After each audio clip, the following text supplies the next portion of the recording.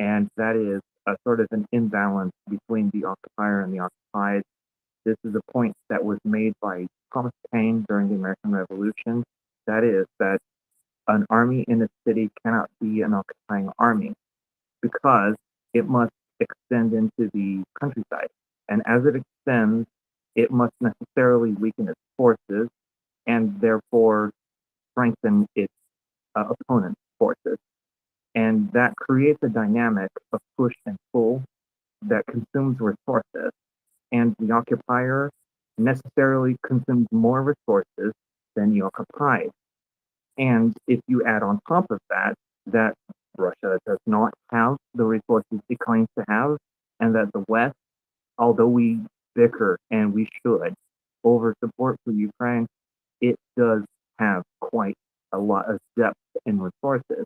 And so it is doubly so foolish for the Russians to try to take places like Bakhmut and hold them, especially because Bakhmut is historically a fortress city, but in modern history is actually a very bad place to try to take and hold because it plays to that dynamic. Attrition. Attrition is a ugly fucking word.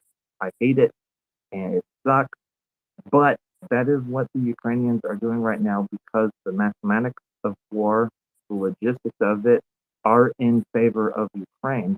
And this uh, offensive is playing out exactly as myself as amateur, I must stress amateur historical, like military historian kind of person, like, and a person who has experienced war a little bit myself.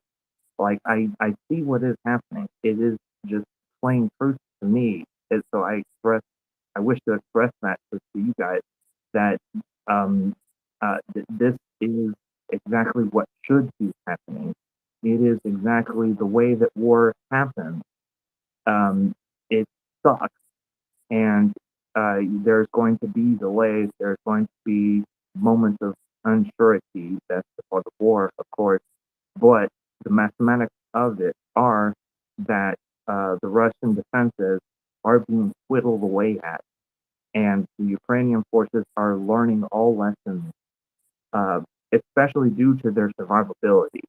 They are learning lessons due to the ability to stay alive and keep those lessons learned. That's a pretty important component of this. And when a breakthrough occurs, it will be taken advantage of due to a very real effort of professionalization of the Ukrainian forces, of which they have rose to that challenge admirably. Um, and they, I think, are going to show us what they're really capable of, even more so very near in the future, if they have not already, of course. And I think that all complaints about the slowness of progress are due to misunderstandings of the nature of war itself, that it is dynamic and that it is unpredictable and it is largely outside of your control. But you can do certain things in order to tip the scales. And everything I see from Ukrainian command, from Ukrainian actions on the front line, is in accord with this logic of war, which is ugly. I must stress, it is ugly. War is ugly. It sucks. But they are not wasting lives um, expediently. They are not doing what the Russians do, which is fucking body weight bullshit. They are, in fact, learning from the lessons of war. They are creating new solutions that we in the West, we NATO nations, I'm sorry, tongue twister, NATO nations are even incapable of imagining because we are so trapped in our own sort of headspace. And so I see that our support for Ukraine must be solid because our support for Ukraine really is support for ourselves in the long run. That the lessons learned in Ukraine are the lessons that are necessary to learn in order to prevent the next war, you know? whether that next war is Ukraine or Poland or anyone else, that this is the time and place to be very real about the logic of war and the way that it is impossible for empires to continue to expand, and that this, I think, is, and it is a personal opinion. Sorry, I do think that this is the precipitating event that will show Ukraine to be a solid democracy that chooses to live by law and order, and they are choosing liberal democracy, whereas Russia is continuing to reject that, and for that rejection, they will pay a price.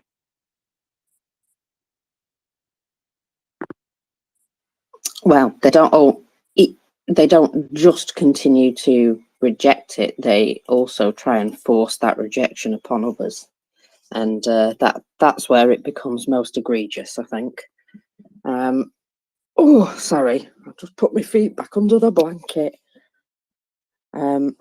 It's got chilly here today, and one of the things which I'm very glad to see, considering it's getting cooler, is that the Naftogaz CEO has confirmed Ukraine has hit its autumn gas storage targets ahead of the upcoming heating season. Did you like my segue there? That was awesome. Sorry. Naftogaz, Ukraine's state-owned oil and gas giant, has successfully accumulated the 14 billion cubic meters of gas reserves needed by the end of the summer. Now, this is actually a really important milestone. It makes a big difference to the country that they can not relax, but they can feel as though they are at least prepared for the upcoming heating season. I think it's important that they are. And it's just another thing that they can sort of tick off the list of all the jobs that they need to do. I think it's just very positive to see this happening. And considering the situation they were in last winter, what a difference, eh? What a difference happens when you get a little help from your friends. Mockers. Yeah. Yes, my love. Were you going to talk about Operation Top Gun? We certainly can. I mean, it's on my list, I'll be honest. Yeah. I think it is fabulous. And it just came across my timeline for like the 10th time today. So I thought maybe I'd ask if you wanted to talk about Operation Top Gun, which I think is an epic name. And I was right in wanting to have an image of beavers over Crimea. That is such a cute image, and yet it's it's fun to think of beavers over Crimea. So yes, Operation Top Gun, which is just particularly awesome. Bear with me 1 second and I will find my details about it. There we go. So the SOF, Special Operation Forces of Ukraine, together with other units of the Defence Forces, this was with regards to striking of the 126th Coast Guard Brigade of the Black Sea of the Russian Federation. During the attack, several attack UAVs were used, which inflicted damage on the location of the said enemy unit in Perevalnoye. I'm going with that, in Crimea. As a result of the strikes, the enemy suffered losses and they were killed and wounded. So we heard about this, that they were rushing wounded to Simferopol Hospital. That was recorded at the time. So there was definitely strikes that hit there. And the difficulty of conducting this operation lay in features of the topography of the area, but the drones successfully overcame their route and reached the targets. And there's a particularly nice picture. In fact, shall we pop this in the nest? Shall we pop this in the nest? Particularly nice picture of the Top Gun, apparently. Now, the point of this is the radar from the S-400 system that was in Western Crimea that was taken out last week has opened up a hole in Russia's defences there. And until they plug that, there is the ability for larger drones to fly through that gap there. And, well, that means that they can hit a few things that they weren't able to hit before. Makes a big difference. So, yeah, Operation Top Gun. And I hope it came with its theme music. That's all I can say. I hope they were playing the theme music while they were watching these drones. I think that they should have. This had to be the night when there were like 35 or 42 drones. That made me so happy and so excited, and it was just like amazing. And yeah, that is a picture of a beaver, and so I'm pretty happy to see that I was right about the beavers over Crimea, and that they find that they used the more expensive drones for this mission rather than the throwaway drones that they used, I believe, on August 12th, to discover where the air defense systems are. Boy, I love it when a plan works out. It's worked out beautifully as well, hasn't it? It's meant that they've now got a great big gap in their radar defences. And you never know, all sorts of things might just creep into that gap. It'd be a terrible shame for them to be getting struck from all sides. No, actually, that would be great. So I have a couple of things to talk about. What day are we on? It's Monday the 28th, isn't it? Oh my goodness, I've just realised today's a bank holiday and I've logged into work like an absolute nutter. I'm about to log out of work again. Yeah, I'd be logging out if I were you.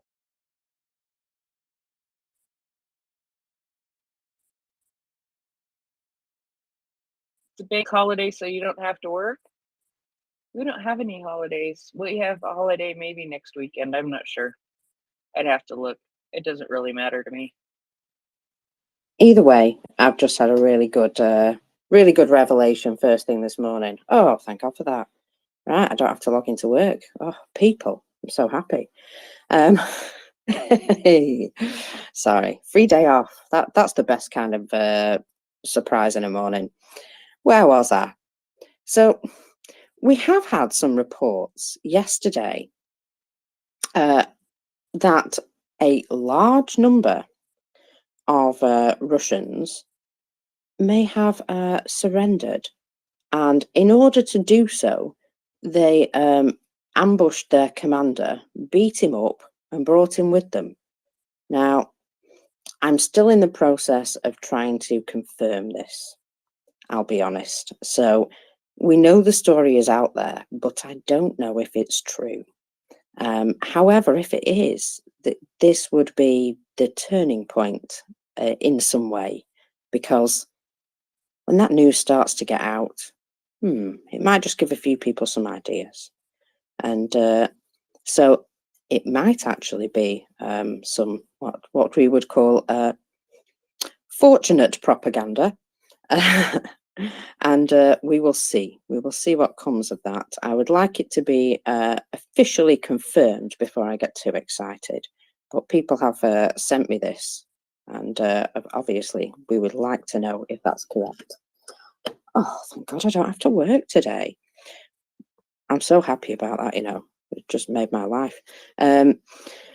So, what have we got? We've got some tales of woe, Prince. Would you like a tale of woe? I would love a tale of woe, as I realize I've forgotten to look for the MOD report, but I'll go look for it now. That's okay. Yeah, it's teamwork. Teamwork. Yeah, I'm getting laughed at now for going to work on a bank holiday. Oh, bless. Yeah, I am an idiot sometimes.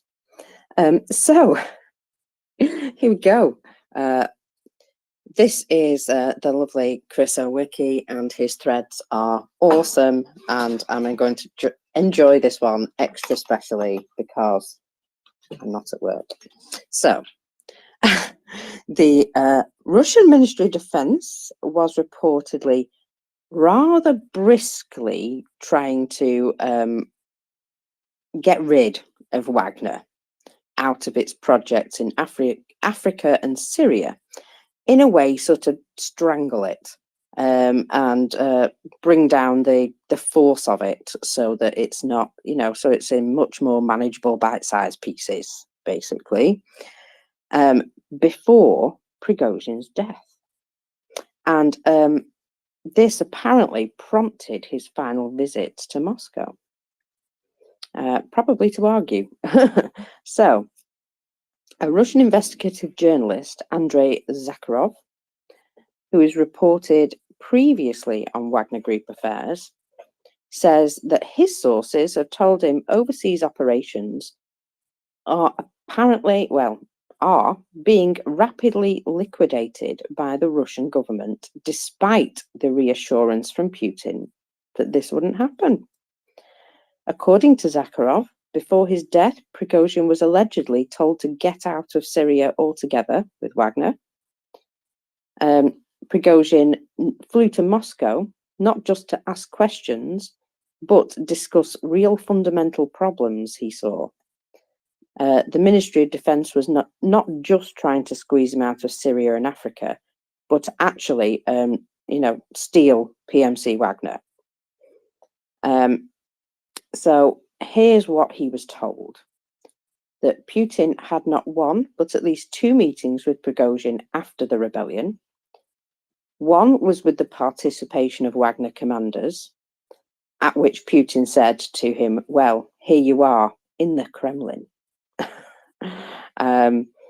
The other was less public, at which Putin allegedly said that Prigozhin could safely deal with the far abroad, such as Africa and Syria, but was not to continue to meddle in Ukraine, and was to stay out of Russian internal affairs altogether. Despite this assurance, however, the Ministry of Defense has begun to rather briskly pull Wagner out of projects in those countries.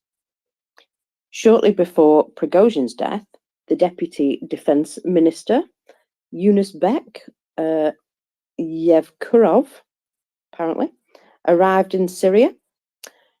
He is the same one who Prigozhin had told on the day of the mutiny, "Don't poke me," apparently. And this guy was, cowed by him at the time.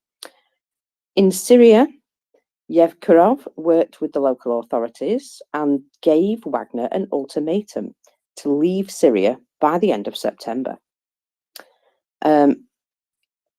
It would appear there was a plan to wipe out Wagner influence in St. Petersburg in a more gangsterish way. In fact, they were forbidden to use Russian military aviation for the rotation of their personnel and delivery of goods, not only from Syria in general. They cannot use the Khmeimim air base. Sorry, there's a lot of I's and M's in it. Which is the main transit point from Africa. The matter allegedly reached the point that through the Foreign Ministry, the Syrian government was asked not to accept aircraft from other countries that are used by Wagnerites either. For example, the planes of the Ministry of Defense of the Central African Republic, it said that one like this, one Shoigu urgently asked another Lavrov to pass on such an instruction through the Russian embassy in Damascus. So he's basically saying, no matter how they try and get around it, don't let any more Wagners back in. So after Syria, Yevkurov, the source, went to Libya. And he says, although Russia has been helping Marshal Haftar for a long time, this was the first official visit of the Russian military leadership to that country. Wagner has reigned there and during the rebellion, a few military departments asked the rebels not to do anything. So, you know, they appealed to them not to get involved or get excited. Yevkarov offered the Libyans the same deal as he's offered the Syrians. Let's drive Wagner out, and Ministry of Defense will take their place, basically. Prigozhin and the Wagner leadership, according to information here, flew out of Mali with a refueling stop in Damascus to go and see what was going on. And then in Moscow, he had at least one meeting with a member of the Security Council that Putin confirmed in his condolence message that there were meetings. And then he flew off to St. Petersburg, in which the plane exploded. DNA examination shows that Prigozhin appears to have been on board, and it was not his double, although there will always be plenty of people who will say that he's not dead and he's just out for a smoke, or he's been spotted on a beach somewhere. Such is the way of these characters. And he will. I do yeah. have to interrupt real quick. He will become the equivalent of Elvis. He will be the new Elvis. Somebody said that on the back channel yesterday, and I just about peed laughing because it's going to be so true. He is going to be the new Elvis. I just hope that he has an Elvis costume. That is what I hope. He's got plenty of wigs. He had plenty of wigs, didn't he? So. He did. He had plenty of wigs. He had plenty of costumes. And so I do believe he will become the new Elvis. I just haven't seen him in an Elvis suit, but it wouldn't surprise me.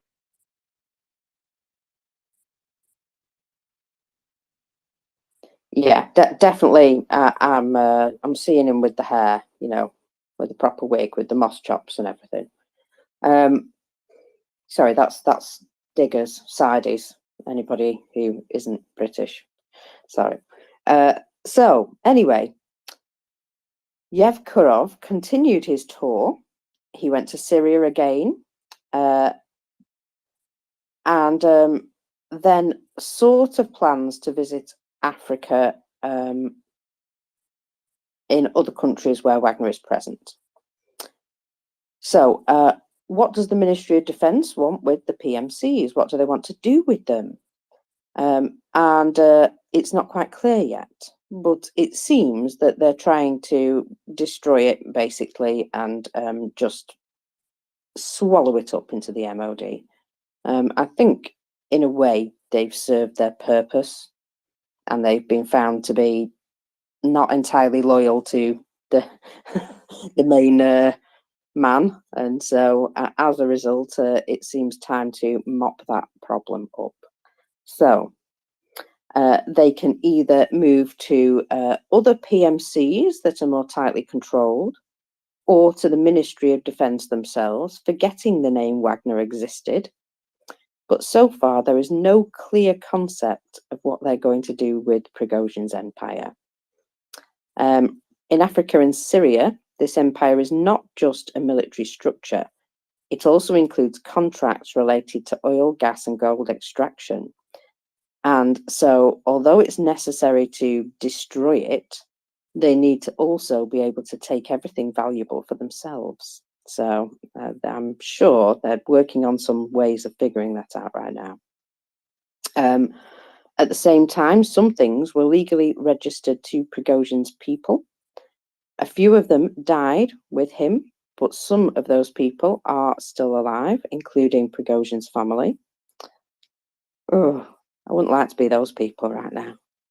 Anyway, another question is how Prigozhin's death and the squeezing out of Wagner could have happened if Putin allegedly gave his word that nothing would happen and even gave him permission to work away. Mate, this is a comment by the writer, the source there. And that just goes to show, doesn't it, that even he still doesn't get it. He thinks that Putin's word is good. I don't know. I've seen him break enough agreements to, last anybody a lifetime. So yeah, it's very strange how he gets this sort of, trustworthy sort of exterior. My word is my bond, except when I break it. Anyway, I don't have an answer to that question. No, he doesn't, because he hasn't figured it out. But it is better to quote Putin himself. Betrayal is the most serious sin. Oh, that's a bit cutting, isn't it? He's basically saying Putin has proved himself to be a betrayer. Either that or, well, yeah, that as well. But also that betrayal cannot be forgiven. Even when you've made your word that you'll do whatever to appease the situation, it's betrayal, isn't it? So it can't be forgiven. So of course Putin would be perfectly within his rights to go back on his word there. Yeah, a bit of a double meaning with everything, I think, with the Russians. And what will happen next to Prigozhin's empire? While salaries are being paid, although in supervised conditions now, it should be able to be, taken into pieces a bit more easier, because people will be getting paid, and that will keep them appeased despite what's going on. However, if they stopped paying them, that might be another story. So that's just a little dive into some information that Chris Owicki has been digging up with regards to Prigozhin's death, and the sad, sad case of Wagner no longer being the force that they used to be. And what a terrible shame that is. Couldn't happen to worse people. Cal?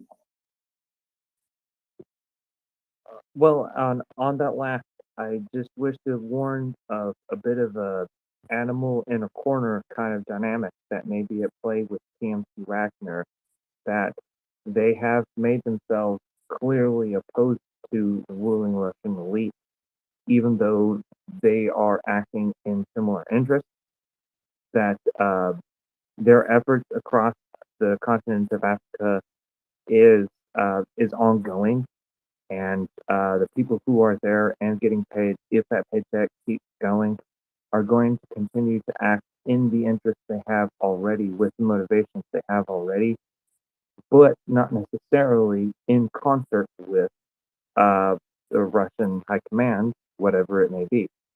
And so there is a great threat of instability unique to this situation, of which I cannot immediately call a historical representation of, but this is something that sort of happens during war whenever you're involving mercenaries, is that those mercenaries don't necessarily have your best interest in mind, and that's why you don't rely upon mercenaries.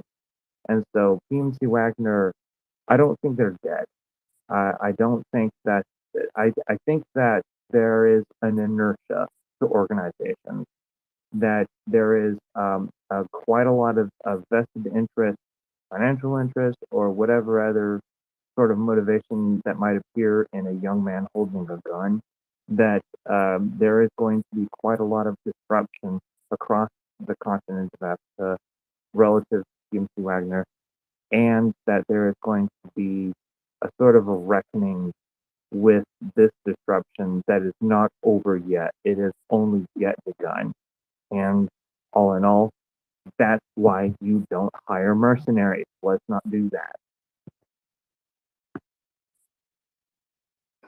Yes, exactly. They have their own motivations, and their loyalties lie generally with their paychecks and things like that. And I think as long as they're not separated from their paychecks, they're probably going to stay in line.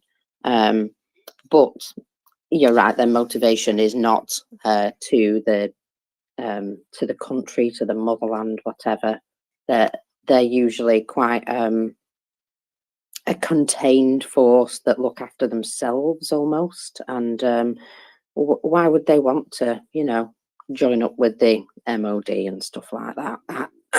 I feel as though quite a few of them have felt very much pressured to sign up with the MOD, and I'm going to say that might be importing a further problem.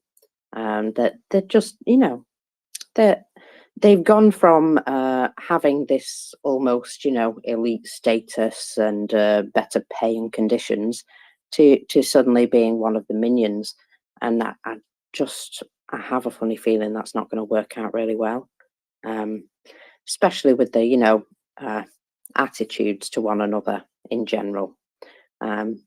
Just it's that forward thinking that Russians seem to plan so far ahead they forget the bit in the middle, and they don't really care if there's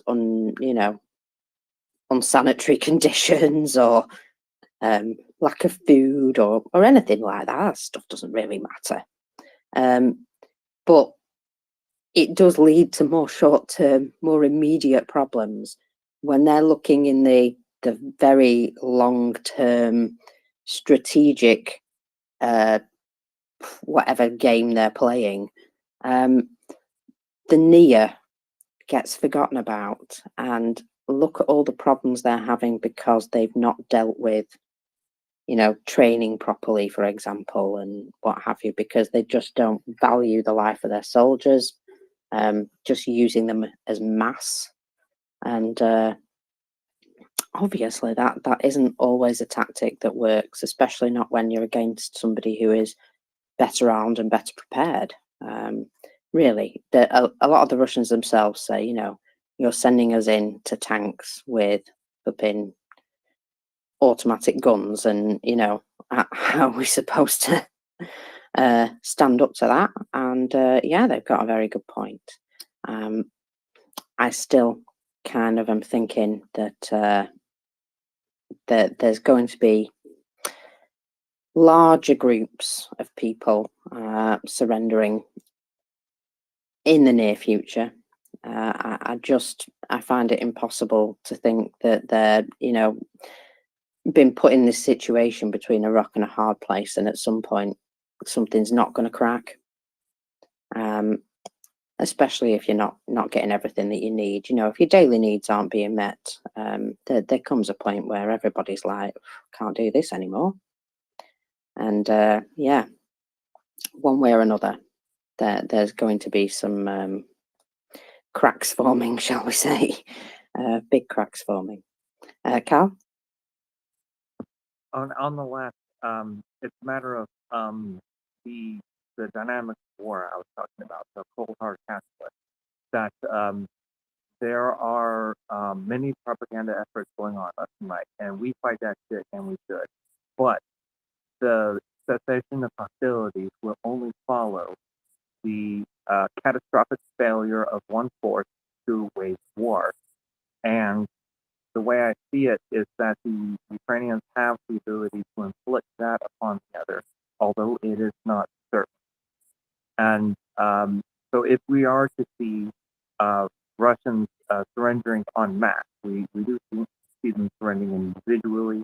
Those are the two smart ones. If we are to see the back broken of the Russian military, it is going to be a non-propaganda. It is not going to be a sort of morale failure. It is going to be a means and method failure.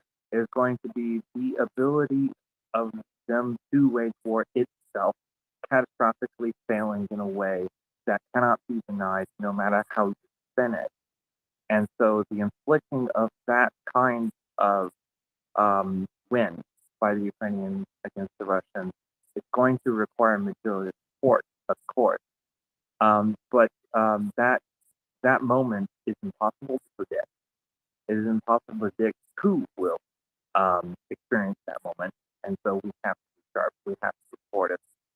So, well, my point is that the idea that we're going to see Russia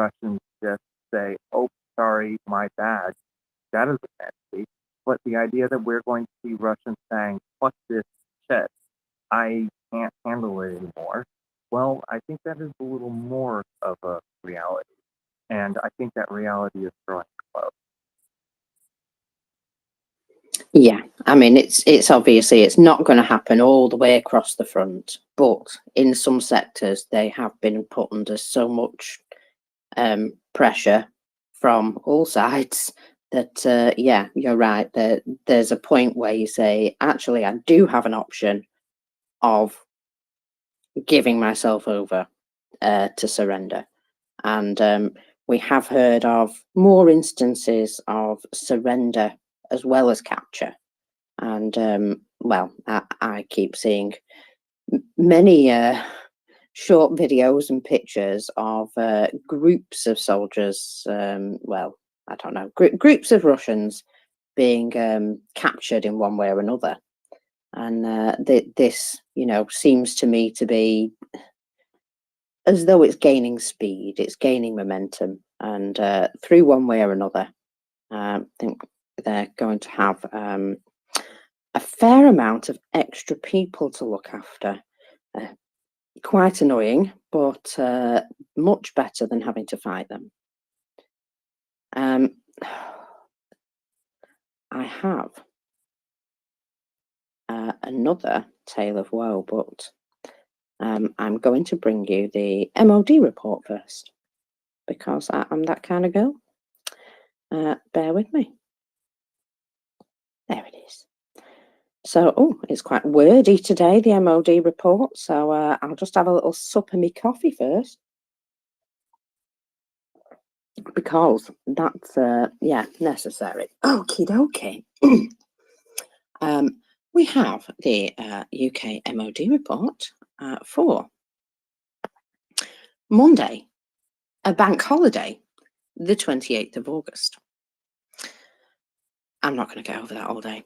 Anyway, Russia has likely cancelled exercise Zapad. I don't know what that is. ZAPAD. 23. Oh, I see. It's planned joint strategic exercise and major annual event intended to be the culmination of their military training year. The exercise should take place in September 2023. From 2010, Russia ran a 4-year cycle rotating the joint strategic exercise in Western Russia. Oh, hang on. No, rotating the joint strategic exercise around the country. However, since 2021, Russia has based it directly in Western Russia, at least every second year, as it prioritises confronting what it perceives as the terrible threat from NATO. Sorry, I added a bit. This follows Zapad 21, the largest Russian exercise since Soviet times. Almost as though they were gearing up to show off something. Anyway, the Russian military's underperformance in Ukraine has highlighted how these joint strategic exercises have limited training value and have largely been for show. I've got to add, much like everything else, yeah? Sorry. Russia has likely cancelled Zapad 23 because too few troops and equipment are now available.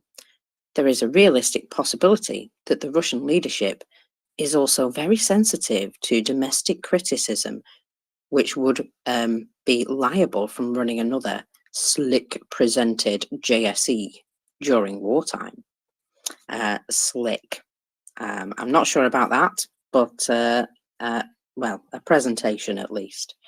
Cal, go ahead.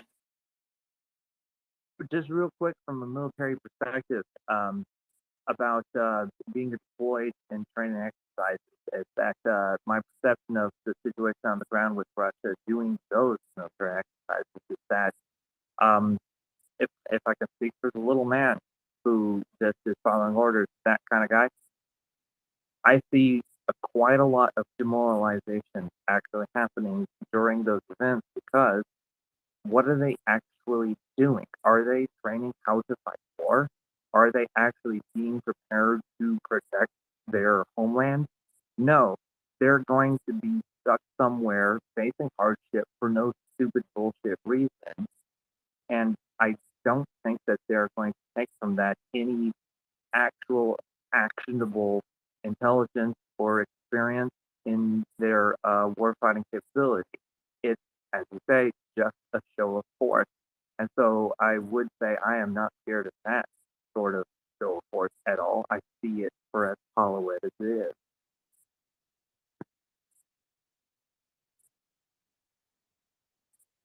Well, it's more of this, you know, showing off for showing off reasons, and it's yeah, it, as with everything with the Russians, that they like to put on a show.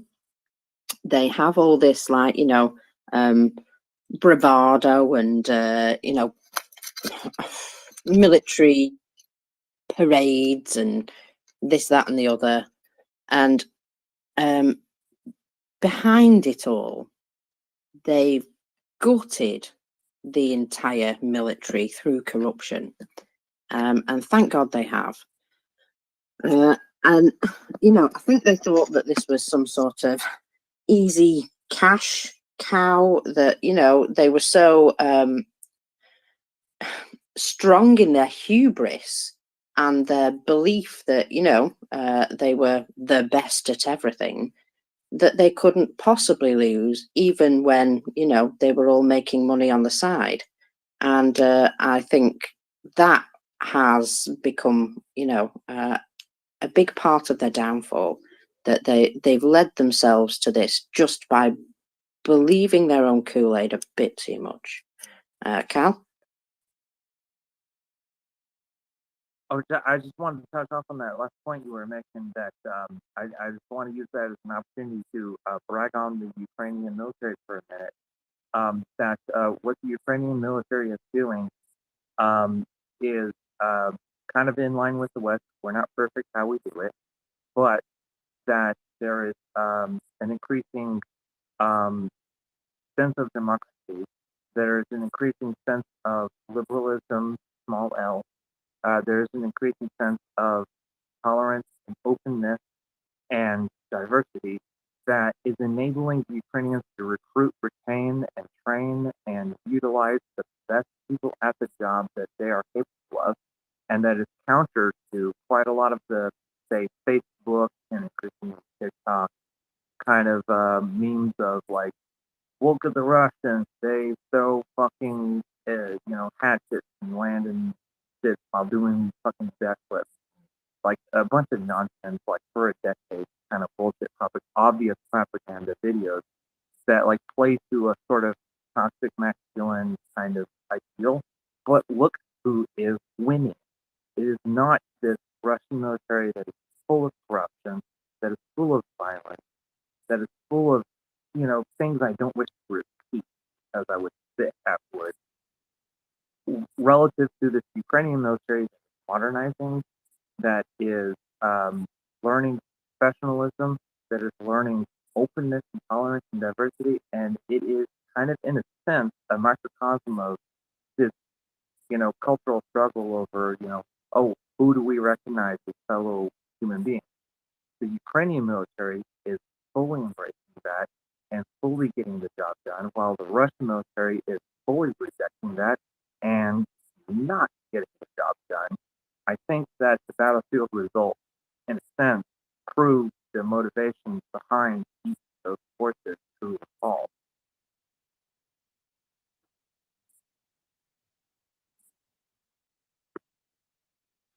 Thank you, Cal. Thank you very much. And I must say hello and welcome to Will. Hey, how are you, Mockers? Welcome. Yeah, hello from the workers' paradise. Hope all is well in the Midlands and everything's cruising along. And I'm in the north, my friend, so I have no idea what's happening in the you're way up Midlands. in the But, north. yeah. Sorry, I wouldn't dox you anyway, if that's what that would do.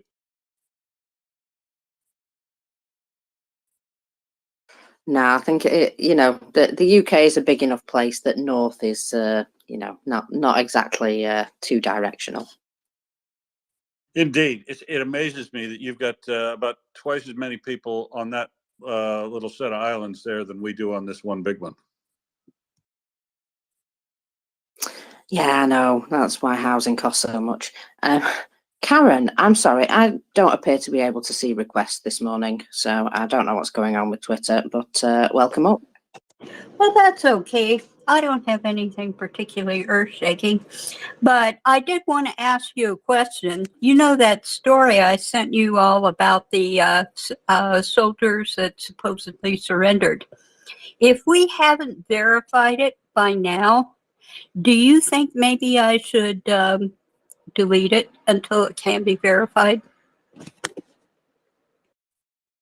Well, look, the news is coming out there. I have seen it from two sources, but I don't know if they started off with the same original source because I got up early and didn't have a chance to look into it.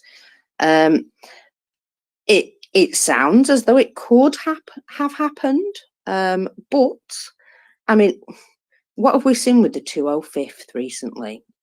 They were getting absolutely hammer-jammered. They were having a terrible time, and some commander came in, took away the leadership that was trying to help the boys, and took away all their mobile phones from them so that they couldn't complain anymore, and basically told them to get on with it. Now, I don't know about you, but that commander was probably a bit outnumbered by soldiers, and I just wonder if something cracked there and they finally had enough. And so it's plausible, but I wait to see, because I would imagine that the MOD of Ukraine will tell us something about this as soon as they've pinned down all the details.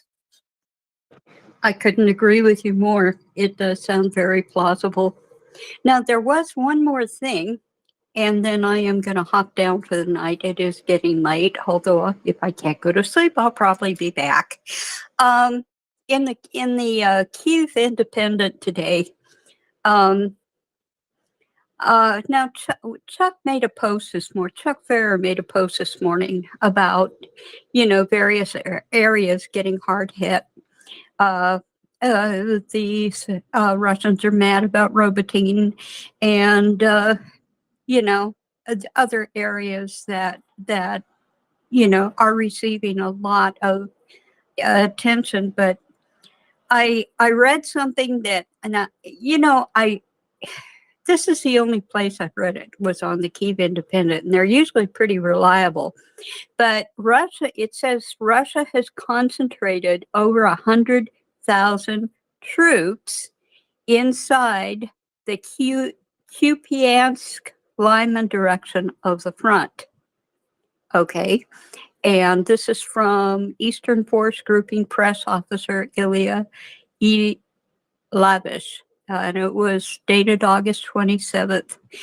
And then it goes on to say that in the town of Kupiansk, there are 45 soldiers, not in them, but outside of them, outside of Kupiansk. There are 45,000 soldiers dedicated specifically to attacking Kupiansk to try and take it back, and another 48,000 toward Lyman, which is from the occupied Luhansk Oblast. And that just sounds really grim. And I hope do you have anything to contradict that? And I'll have to admit, Karen, this is from a reliable. Who was the source again? Read me out the citation on who's the source there. Okay. I got it from the Kyiv Independent, and this is a government. This is a Ukrainian government. Eastern Force Grouping Press Officer. Okay. Ilya Yevlash. Okay.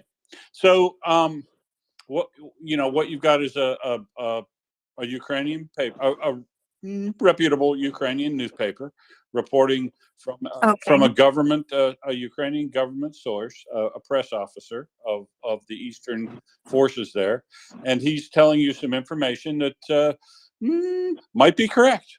or he might be telling you that information because he wants things to appear serious, but not not catastrophic. Because Mhm. it may well be that the Russians still have a raid in the Kupiansk-Lyman direction, 98,000 forces. But as Chuck had been talking about for a long time, and Alan in the morning, in my morning, they had had concentrated enough forces up there that they had about a 5-1 advantage. However, in the last several days, you'll remember that we have had verified reports of physical captured and dead soldiers in the south, in Robotnye, that had VDV, the 76 VDV patches on them.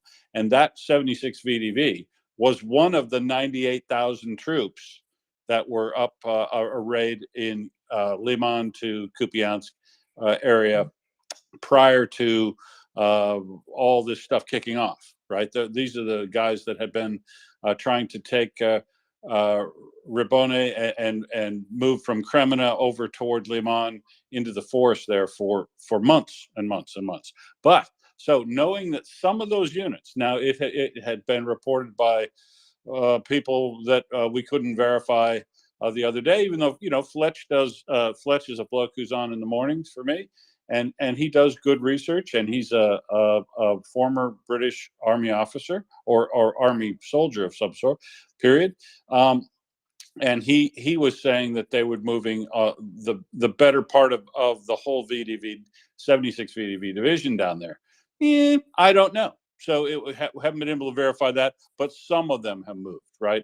And the question yesterday was, if they had moved that large a force, something like 5,000 troops, wouldn't they have been picked up on satellite, or would we have seen that movement, or wouldn't Ukraine have seen that movement? And the answer to that is probably yes, but they wouldn't tell us about it if they do, because they want to keep that information for themselves.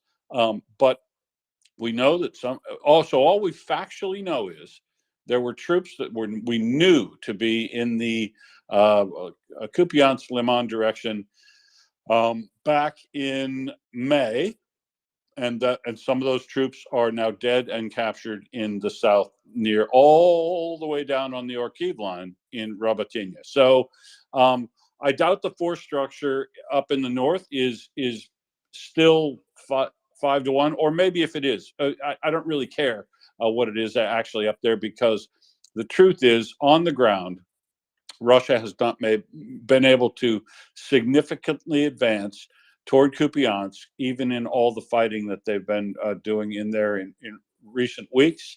And we have reported here, and Chuck has reported through his timeline, multiple stymies of attacks in that area.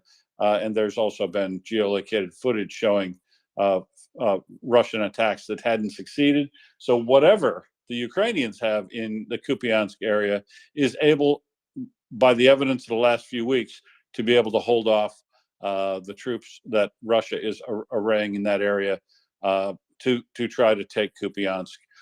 And remember, they're probably trying to take Kupiansk. The Institute for Study of War yesterday proposed that the movement, the attacks on Kupiansk, or an attack out of Kremina to try to move over and occupy the area all the way up to the Ozel River, and then set up camp for the winter, right, would possibly be their objective. So they may be massing or have maintained the level of troops that they headed, or have maybe even massed some more troops to try to take some ground that they will then try to hold through the winter in the north.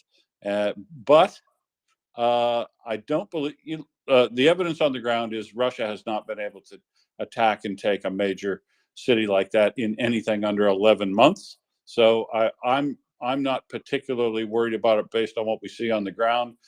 If a press officer of the Ukrainian military is reporting that, he's reporting it to either stress that there's still a war going on up there, And the 98,000 combat troops is probably about half of what Russia has to employ in this war right now of combat troops. So, having half of them along that line and half of them along the line from Bakhmut or Donetsk down to Kherson, it probably makes about sense.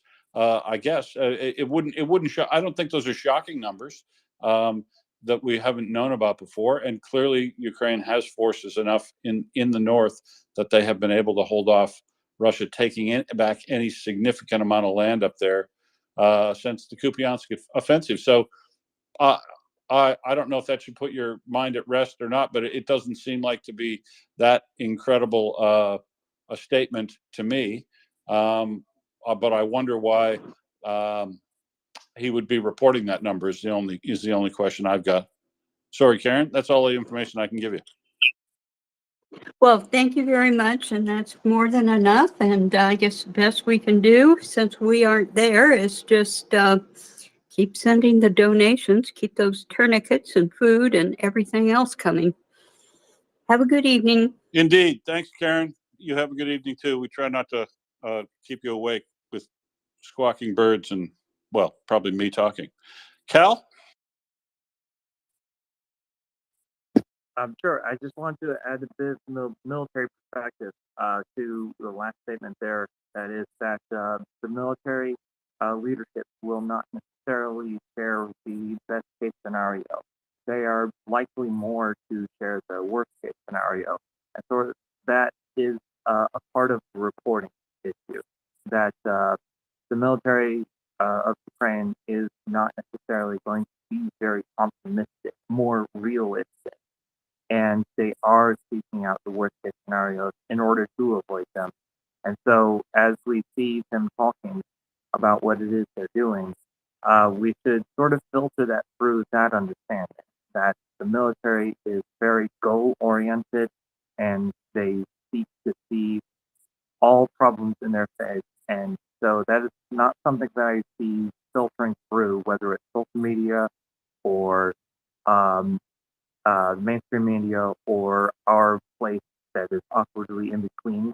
I don't see that filtering through, that the military is going to be very goal-oriented in that way and going to take all things into consideration, whereas the rest of us who are not necessarily military historians or military experience are going to sort of look for a bottom line takeaway. And that is sort of a failure I see in reporting right now.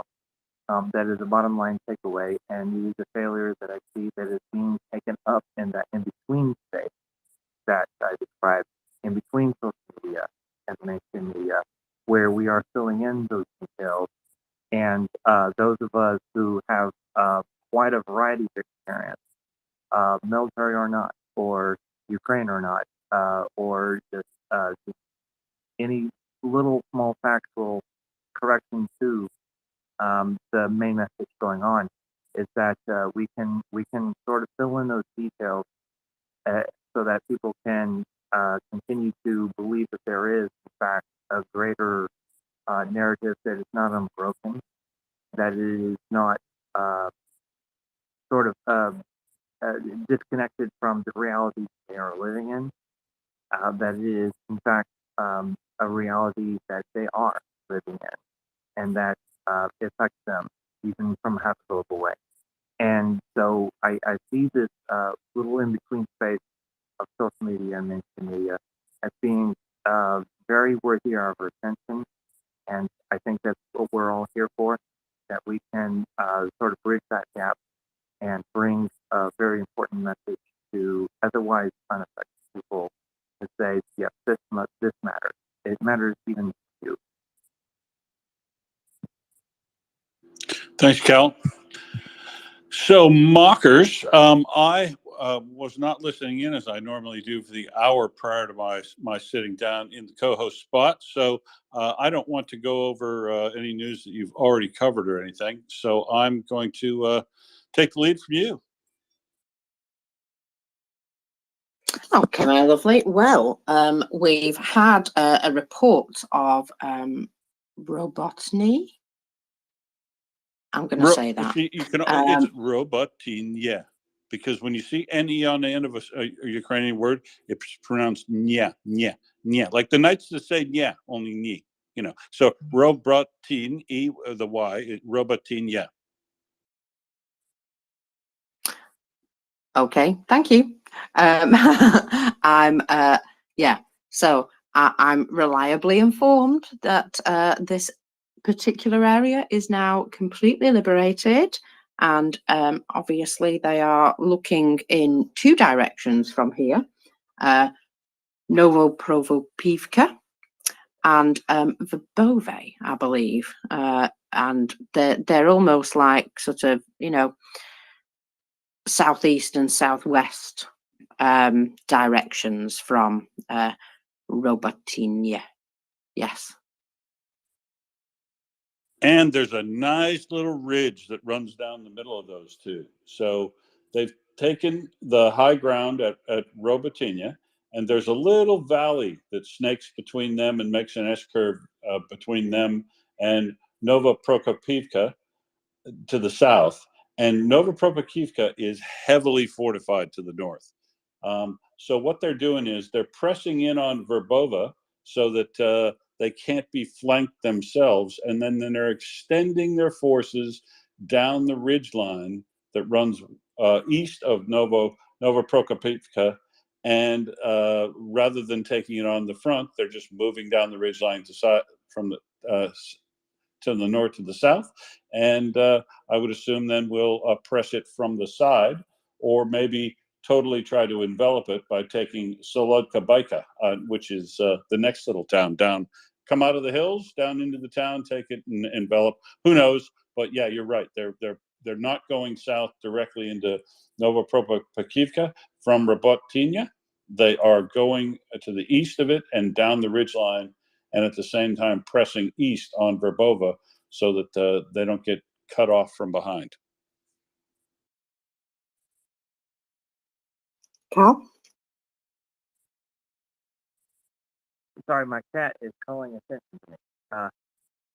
Okay, on the Ukrainian offensive ability, I think we should also include the fact that they have a tremendous amphibious offensive ability that they have gained in no small part to British Marines who have been training them by the thousands since this war began.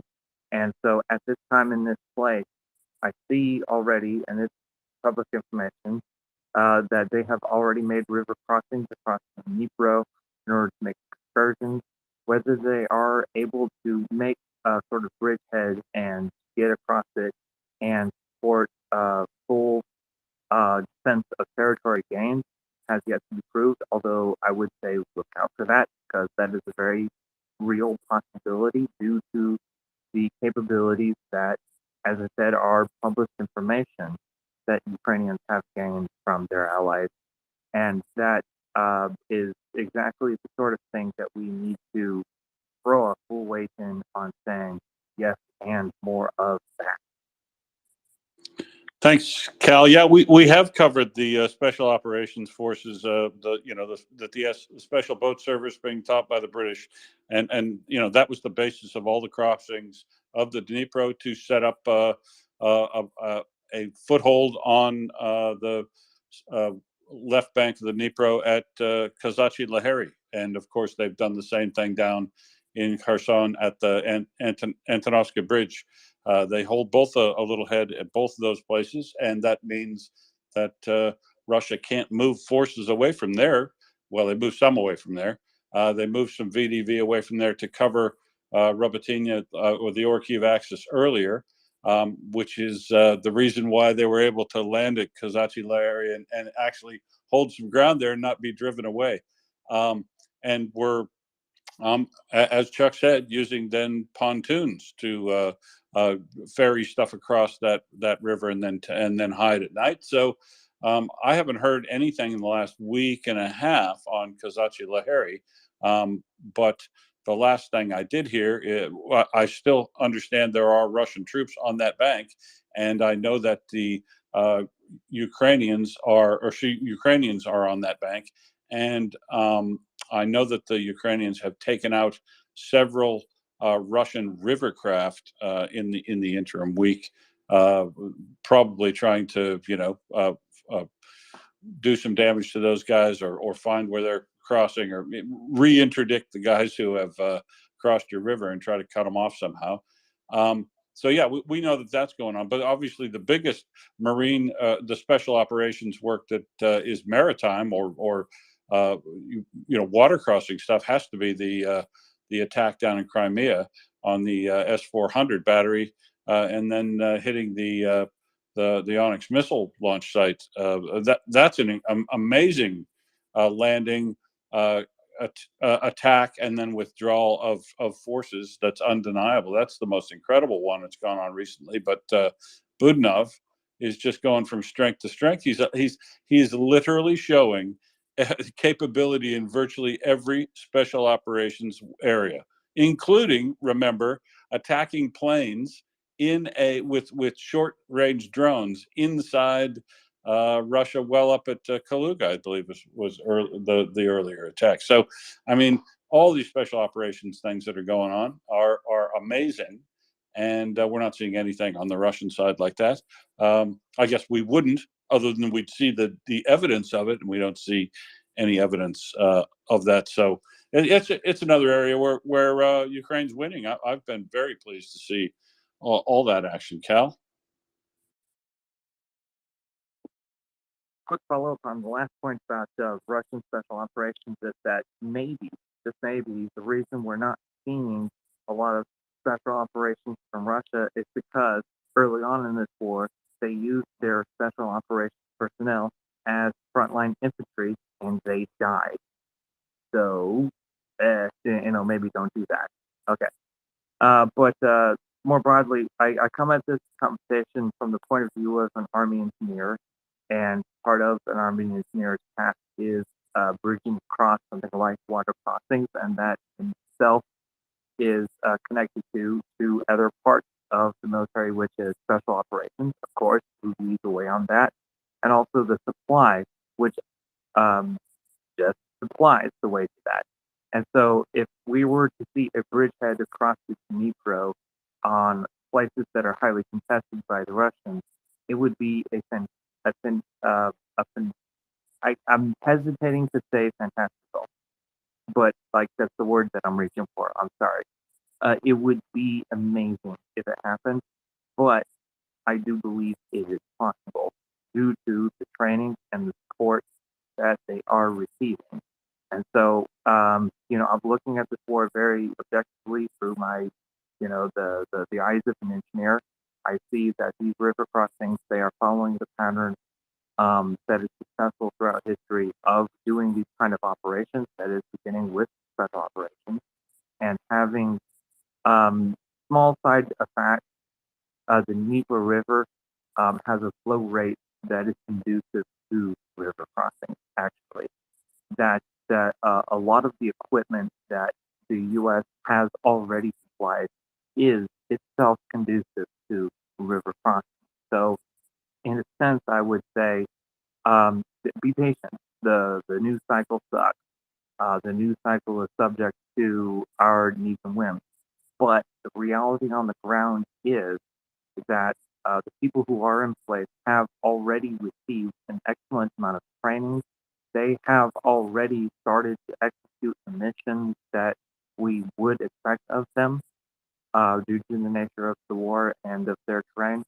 And we have yet to see the full accomplishment of this alliance of training and funding and supplying. And we should, of course, support it more. But we really also really need to recognize that we have already accomplished so much, and we have already given the Ukrainians quite a lot of abilities that are not acceptable to their opponents. They cannot even imagine the storm that literally is about to, take them over. Yeah, and you know, it is interesting that there are things going on all the time, even though things are a bit quieter in Kazachi Lahari right now.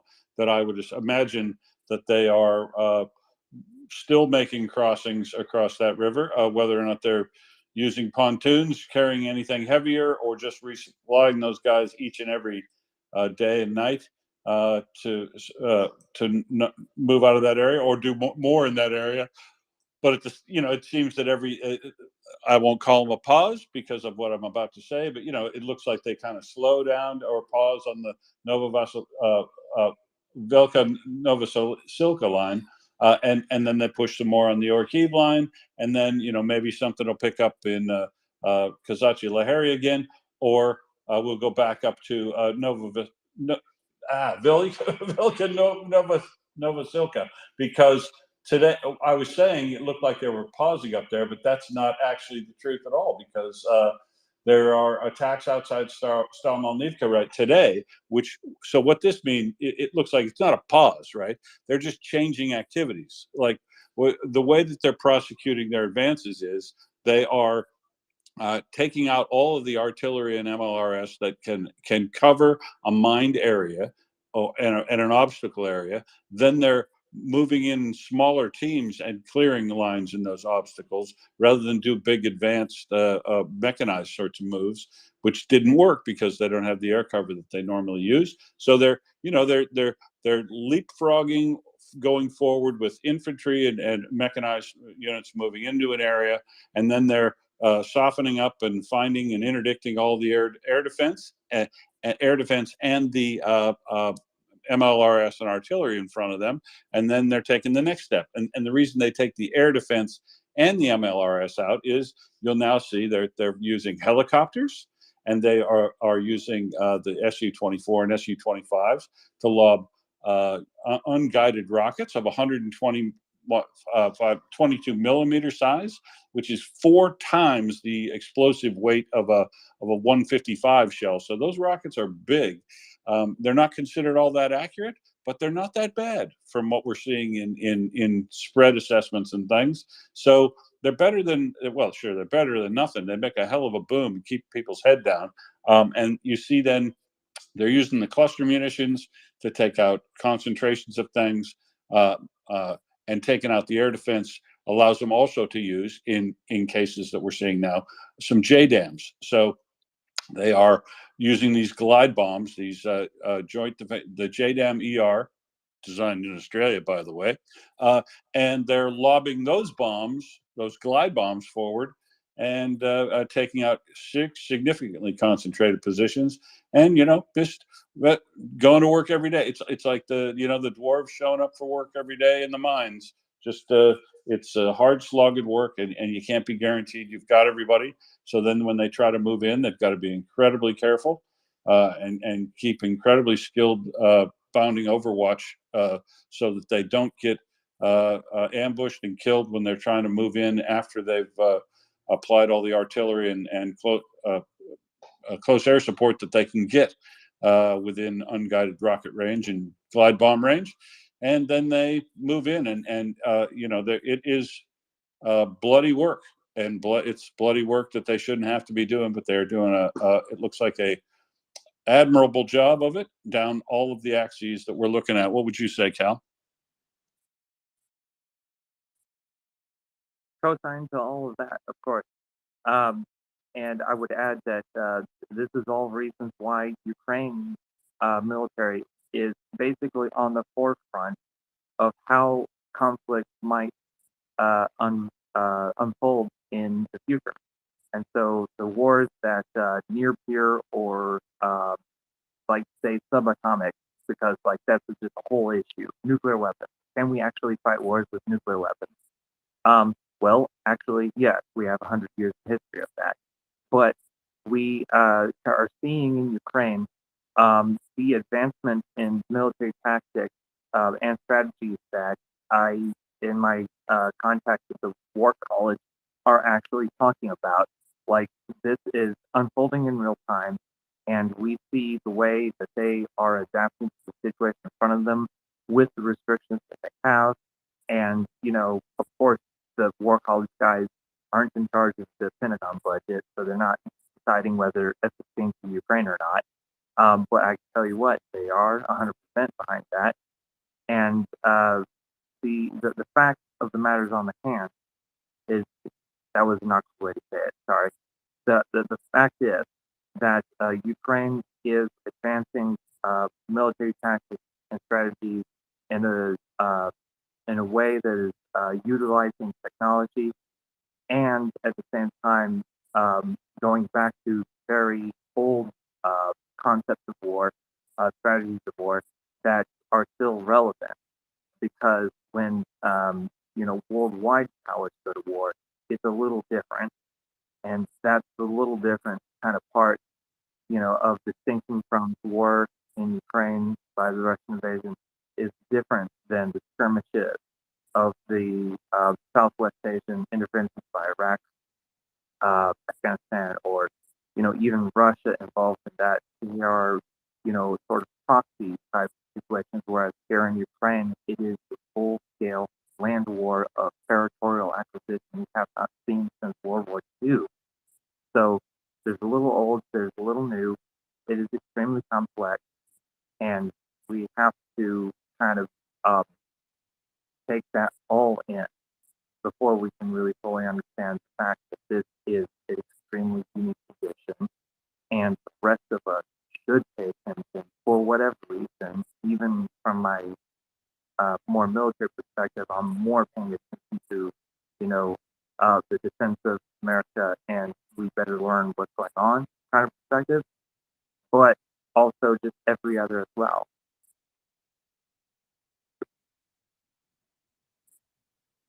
Yes, thanks, Cal. So we got into an interlude there, Mockers. What was your next item of news before we got to talking in detail about the military axes of Kharkiv and Nova Vasilivka? Oh, you want me to talk as well, do you? Right, okay, bear with me. Oh, it's not required, No, well, I do have quite a few things here that I wanted to talk about, actually. Yeah, I figured you did. And yeah, you know me. I should really have been keeping up with reports of booms, but I'm sorry, they got past me at this morning so far. I will have a look, but there has been a drone attack towards Moscow again, and it was quite interesting that one of these drones was apparently shot down by what's it called?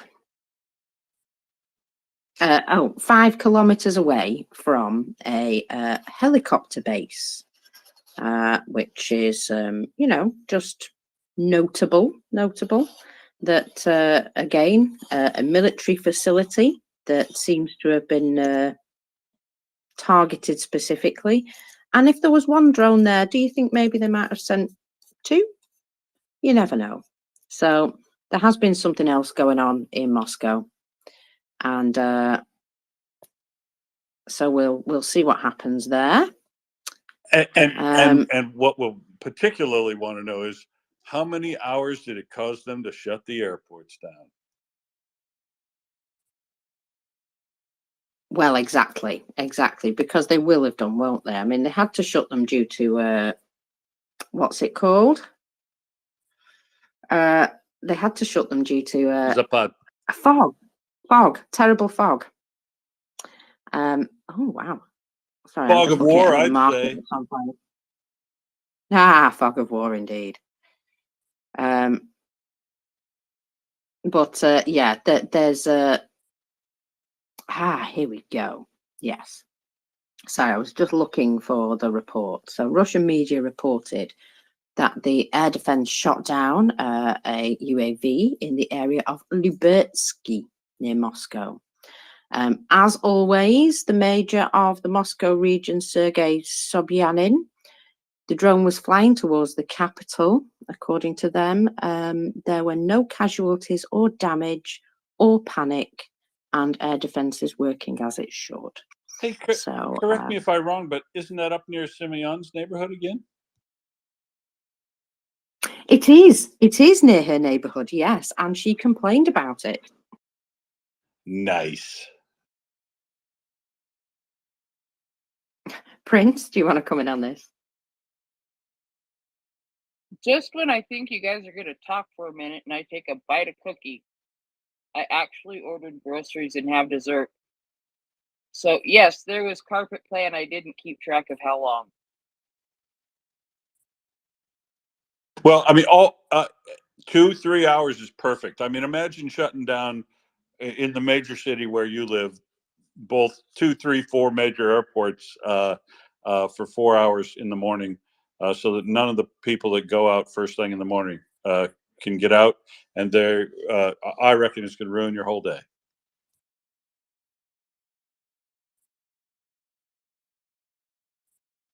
Could ruin your profit numbers.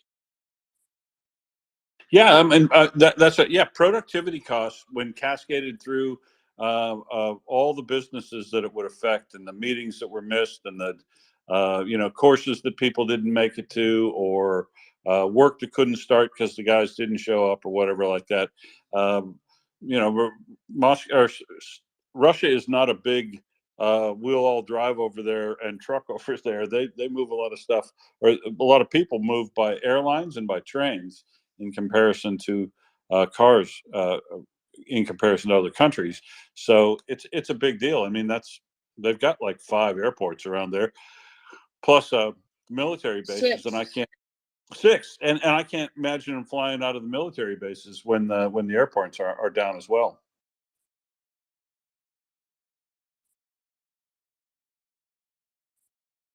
Speaking of airports, did you see what happened at the Kursk airport?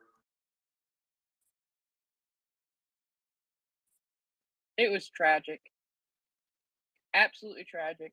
I can't wait until the special operations report comes out in a couple of days and we laugh because Yeah, they got and they and got attacked by cardboard.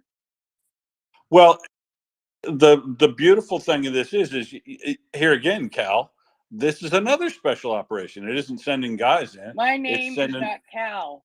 No. But I was talking to Cal before, Okay. Prince. It's not all about you. It's all about Cal. So, Yeah, it is. yeah, so as he was talking about special operations, all the different things, and here's another one, right? Another special operation.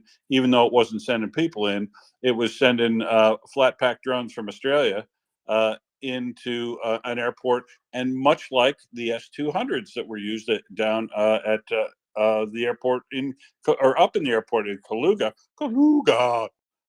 the these flat pack drones flew in. They only carry about 3 to 5 kilogram load on them. Thermal optic camera, some other equipment, or uh, a 3 to 5 kilogram shrapnel throwing explodey thing that's going to land in your airport and do a bunch of damage to planes that are sitting around inside there if they're not in revetments. And we all know the Russian military can get a little bit lazy about parking their planes in revetments, especially if they're way back up there, what they think out of the way. So imagine sending. Now they reported between 6 and 13 explosions of people near that airport, 6 and 13, uh, uh, which matches exactly with what Russia said they shot down. They shot down 3, but these little bitty things, the whole thing would probably weigh 10, 15 kilos, maybe the whole thing. And it's literally cardboard strapped together with rubber bands, just like the planes you might have made when you were a little kid. And it's got a little, two-stroke or electric motor in it, and it flies along like a regular little balsa airplane. But it can carry 3 to 5 kilograms, and that 3 to 5 kilograms is probably a very tungsten or light metal fragment throwing high explosive bomb. And if you send 16 of those into the airline, it can, because it's a tiny little bomb, it can only take out things within about 10-15 meters of it, maybe. But if you put 16 blanketed across where they plant their planes or they park their planes, especially if they're parking them on the flight line, they apparently hit four Su-30s, one MiG-29, and a couple of S-300 radars. So some of their air defense system there, as well as two Pantsir. Those are the radio missile and point defense gun systems, which are their most advanced ones. That they have strapped to the top of the Kremlin in Moscow as well. Did broken glass around the university building there from the shock waves. And those drones, Australia gave those drones to Ukraine about 5 months ago as part of a $22 million package. Everybody's throwing in billions and this and that. And we go, we've got $22 million worth of cardboard drones. Would you like those? And so we gave them proudly stood up. Yes, we'd give $22 million worth of cardboard IKEA drones to you. And this is the first time I've heard them used in this manner. But good on them. I'm glad that aid is going where it's needed to carry on things like this. And that would have been, gosh, that would have been the value for money on that strike just would be amazeballs compared to 4 Su-30, 1 MiG-29, 2 S-300 radars, and 2 Pantsir systems. Even if some of those were just lightly damaged, wow, that's hundreds of millions of dollars worth of damage for tens of thousands of dollars worth of expense. Prince, back to you. Yeah, you pointed something out here that I think was really what I thought about earlier tonight that really has me thinking. We haven't heard about these being used. And we know what they say they're able to carry, but we also know that Ukraine is extremely ingenious and inventive. So I'm wondering if that in that 5 months, they took some of these and figured out what more they can do with them to make them even more lethal. And I just wonder if that's why we haven't heard about them, haven't seen them a whole lot, is because they've been upgrading these in some way that makes them a little bit more lethal and a little bit more effective. And it would be worth waiting to use them and maybe, going through a few pieces of cardboard before they get it right, and then carrying something like this out. And then knowing that they have this way to carry this plan out in the future also. I have no proof of that. It's an idea, it's a thought, but just knowing how inventive Ukraine is to make something work a little bit different than it was necessarily intended to, in order to make it work better, is I think something that's totally plausible. And it's like I said, it's just something to think about. Oh, it is definitely, but even as supplied by the amazingly inventive and environmentally friendly Australians who put these things, sent them over there in pallets. They literally come in pallets, and you break them out like models and put them together. So, incredible piece of innovation and engineering by the Australians, handed over to the Ukrainians, added whatever spin they put on it, because they wouldn't have to do much. A 3 to 5, these are made to carry bombs if you want to. It's just, it seems like a waste, right, to carry bombs if you want to. They're meant essentially to fly up and down the line with cameras and provide you a lot of slow moving virtual overhead all the time. And then if they lose power or whatever, they can glide all the way back to your lines. So they're made to do that. But in this role, they're like a Lancet, like the Russian Lancet drones. They carry a warhead that's obviously is just about as effective as that, and they would cost an absolute fraction of the cost. And I just think it's hilarious. Cardboard drone put together with rubber bands took out a $30 million Su-30 aircraft. What did Cal? you get attacked by last night? Oh, we got attacked by cardboard. Shut up, or I'll send more of my cardboard drones at you. Exactly. That's pure genius and so cost saving as well. I mean, love them. And where did they come from, Will? They came from a little bitty company called SciPac in Australia, and they're, they won a $1 million innovation contract from the Army in 2018 to produce a drone of this duty for the Australian Army, and little company made good. Obviously, won that, took that award, and won that competition for producing something like this indigenously for the Australian Army, and has obviously made a very good piece of kit that I would imagine they will be selling lots and lots and lots of to people. Take that, Finland. We're going to take over the IKEA flat pack markets. I shouldn't have said that. IKEA will probably get in the business now and run us out of business. Yeah, you got to watch them big boys taking over. But yeah, I think this is amazing. It's a startup, small project, and look how good they've done. Just beautiful stuff. I love to see people. And can you imagine what $22 million worth of cardboard cutouts looks like? It's a lot of cardboard, but you know what? We make a lot of cardboard, don't we? And I am going to imagine these things could be even made out of recycled cardboard. So, in the right circumstances, recycle it down, remake it into strong cardboard again, and off you go. Seems easy, doesn't it? Good for the environment too, because it biodegrades. So, well, apart from the engine, but Like I said, Australians are brilliant.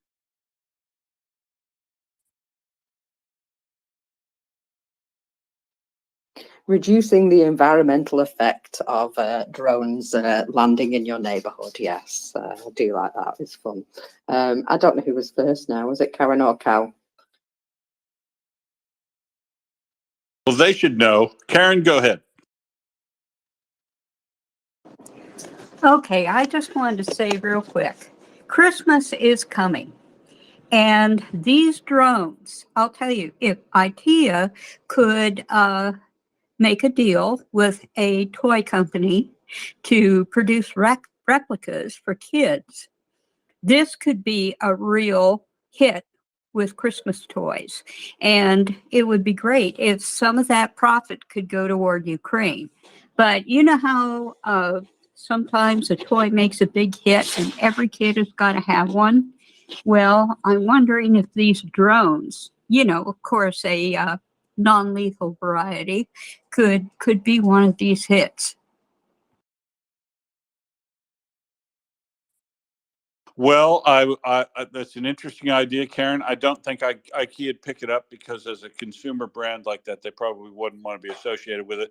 And I personally would not want to take the business away from SciPac. I'd ask SciPac if they can make some of those themselves for the kiddies, and maybe pop into the RC model market. Except we'd have kids flying payloads to their neighbor's house, dog poop and stuff, I guess. Well, well, if they, as long as IPAC could do the, make the kitty drones without cutting back on making the military ones, that would be a great idea. They certainly deserve the business. But yeah, it would have to be a scaled down version, because when a lot of mischief could ensue.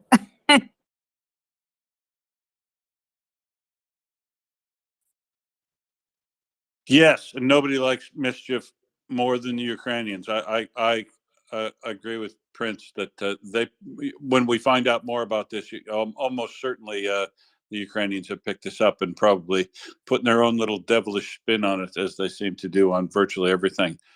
Liberal woke monster. Now, Cal, you put your hand down, but you had your hand up. If you want to get in again, pop it up. But we'll go to liberal right now. Hey, Will, it's still up. Maybe there's the Twitter pox. Yeah, I've got Twitter pox. Sorry. Yeah, no worries. So SciPac originally invented this drone to be a vehicle to deliver packages, not necessarily the kind of packages we like that go boom, but packages. And I read that they can carry up to 10 kilograms of explosives. And I think all you need is like 4 kilograms of plastic explosives to disable a plane. Are you familiar with that? And kudos to Australia, by the way. Way less than that. You could disable a plane with a hand grenade, but the key is you've got to get the hand grenade nice and close to it. If you want to get some reach, you go for something that's got a bigger explosive core, so that shrapnel gets thrown out, and then you're limited in the damage you can do by the size of the shell of shrapnel that's going to be produced, because it spreads out in all as a sphere. So your range is still limited with a smaller thing, but a 5 kilogram explosive, which is what these things reportedly carry. I think SciPac does make one that carries a really, really big load, a 10 kilogram load. I understand that these ones were reported as being 5 kilogram size, but even a 5 kilogram explosive bomb designed by a good bomb maker can produce an incredibly good amount of shrapnel. A high explosive shell doesn't have 5 kilograms of explosive in it, so it's but it's a lot heavier, right? So, and it's contained differently. But if you make just a shrapnel bomb, ball bearings, tungsten burl saddles, all that kind of stuff, you could wrap around an explosive so that it went out all directions and had a 4 kilogram center on it, or 2 kilogram center on it. It would make a very big boom and throw metal shards and shrapnel for quite a ways. Probably 15 or 20 meters would be what would be considered the lethal distance of that sort of thing. And every one of those that went through a plane, a strut, a wing, a fuel line, a windshield, anything, it would all do damage. And you don't have to. That's why when you use things on runways like this, using something that throws a lot of shrapnel around, like those converted S-200s that have a shrapnel warhead on them, it's a really great idea. And it's why you saw down in Berdyansk the Russians putting all their helicopters in revetments down there. They were building revetments like fiends after they found the Gimlers could get down there. They moved everything into revetments so that they could protect their helicopters. But then one time not long after they built those revetments, we still saw the helicopters parked up on the flight line. And if they're lazy and leave their helicopters or their planes on that flight line, only a half dozen of these things could take out a whole squadron of planes if they landed in the right place. And that's the key with these things, is I think they're actually very, very accurate. Also, Will, if I may follow up, imagine the non-existent radar cross-section of cardboard on, a Pantsir or, an S-300 or S-400. I mean, it's almost non-existent. It's almost like they're phantoms that are just coming in. Yeah, these would be harder than the Beaver to see. And sorry, if you don't know what I mean, the Beaver is the more classic fiberglassy sort of looking plane drone that the Ukrainians have made to carry the ones all the way. Well, I think they're launching them in Russia, but they've been attacking Russia with those things they call the Beaver. This would have an even lower radar cross section than the Beavers do, and much, much lower than a cruise missile or anything like that, because cardboard.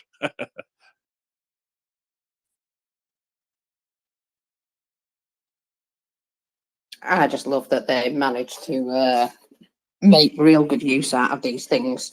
I mean, created originally just to transport parcels. So they obviously needed some sort of, directional abilities and a reliable little motor. And well, look what happens when that sort of ingenuity is needed for another application. It's amazing what you can adapt to fit another need, shall we say? Yeah, I'm only disappointed that the name Beaver's taken already. Really.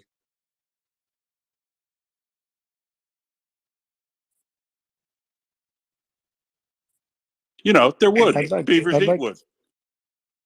yeah, I'd like raccoon for the Revenge of the Raccoon from her son. But that was the medium sized USV, the drone that hit the bridge base before are already named raccoons.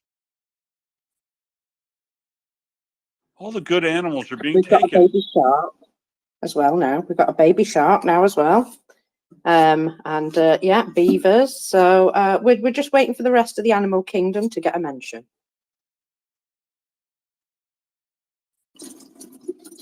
Talking of which, Fluffy, go ahead. So I was wondering if we could call them mosquito drones. You know, they just sort of buzz in and the whole bioengineered mosquito thing. I figure they're just technically advanced mosquitoes, right? You may be The on. only problem is we already have a mosquito drone. Have you not seen them wee little ones that are like the size of the palm of your hand? They apparently are already mosquito. Yeah, still got to come up with a better name. All right. Well, it was just the first thought when you were talking about the crosshair and the radar things, whatever. So anyway, just carry on. Have a wonderful, wonderful evening, morning, wherever you are. It's early morning for me in Seattle, but carry on. Have a great evening. Slava Ukraini. Hiram Slava. Yeah, have a great day, Fluffy. Go catch a fish down at the market. It's just amusing.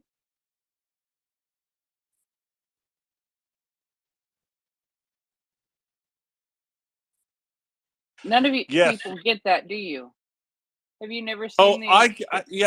yeah. We Okay. get Pike's Place Market, Prince. We do, but maybe he doesn't like fish. Maybe he was down there, getting some trendy clothes or something. I don't know. Bit Maybe early he to go had to to Pike's make. Place. He might have had to make a visit to the bubblegum wall. Well, he's in the same time zone as you. Isn't it a little early to be going to the Pike's Place Market? Yeah, it's 1 a.m. Yeah, I'm even going for to bed fish, I'd soon. say it's a bit early. Yeah, that's the other thing I was going to suggest. You and Karen, Mountain Pacific time zones or whatever you live in, probably ought to be getting some shut eye. There's a whole nother day you got to do tomorrow. Yeah, Liberal. it's like barely midnight for Karen, I think. And then if not liberal, I'm sorry, if Bearded shows up, he's even earlier still. Exactly. It's 12:03.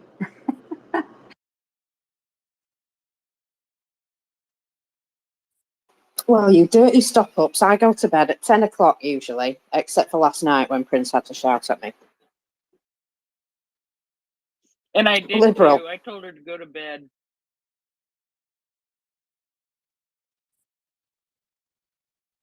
Go ahead, Liberal. Mockers, always a pleasure. So I brought this up in another space about the Ukrainians' ability to adapt something as simple as drone warfare, and not necessarily, a Bayraktar, but commercially available drones like DJIs, etc. Like, are we not seeing like this sort of expedited technological advancement of drone warfare, where now we're talking about uncrewed surface vehicles? Not that we weren't talking about them before, not that the US did not have drones or Turkey, but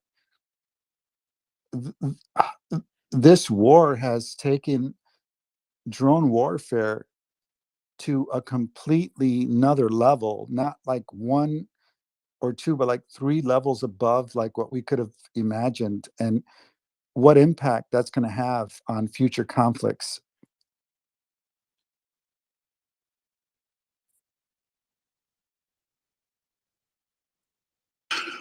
Well, look, yeah, I think Mick Ryan and others have talked in detail about all the predictions on how much liberal or how much these drones are going to be in all the various forms are going to be taking on into the future.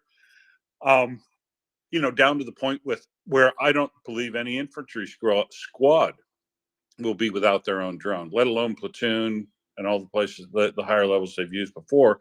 And even not just the drones like we're looking for the medium-sized little quadcopter things, these tiny little micro ones that the special operations folks and police that are clearing houses and clearing gardens and all these places will be using the very surreptitious and let alone the but I'll tell you what you don't want to do is say, oh, these are war changing. Well, you can't have ships anymore. You can't have battleships or whatever because, the drones will make them obsolete. Just like the tank was made obsolete. No, there is a use for everything. And these will expand, but not eliminate, I don't think, any specific weapon system. But they certainly mean you've got to keep up in the battlefield intelligence area in particular with the folks across the way. Otherwise, you're going to be in serious trouble. Markers. Yeah, I just wanted to note that drones, with regards to military and warfare, have originally started out as reconnaissance vehicles, I believe. And, strike drones were then started to be employed. However, as is typical with militaries in peacetime, all the best technology and all the, thought went into making this thing as good as it could possibly be.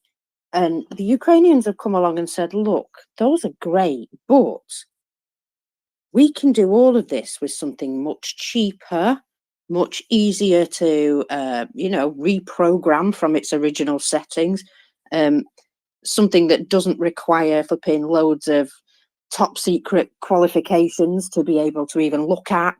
That they've literally said, hey, military, that's great, but let's see what we can do with something that is cheap. It's not going to matter too much if it's lost, because it doesn't create any, it doesn't contain any major military secrets. It doesn't mean the loss of millions just because you've lost a drone to electronic warfare or something. And also, these drones that Ukraine are producing are meant to be disposable. And I think the military kind of forgot about that, really. These things were like precious assets, and having them as entirely disposable and mass produced wasn't something that they were originally thinking of. And Ukraine's come along and gone, hey, these are great, but we need them like in massive amounts. And they've started producing a bunch of their own drones, which have now been confirmed as effective through testing. And now they're starting to mass produce them. And, just the complete change of mindset from it being this, protective, expensive asset to being, hey, we can chuck 20, 40 of these at a time at the enemy. Doesn't matter. They're cheap as heck.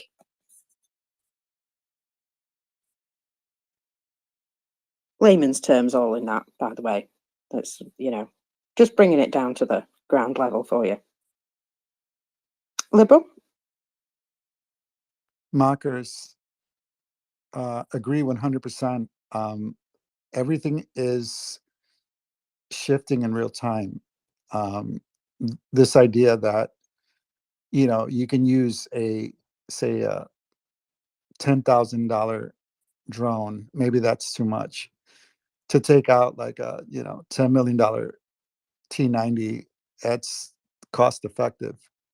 But I wanted to ask your opinion and that of Will as well, or anyone else here.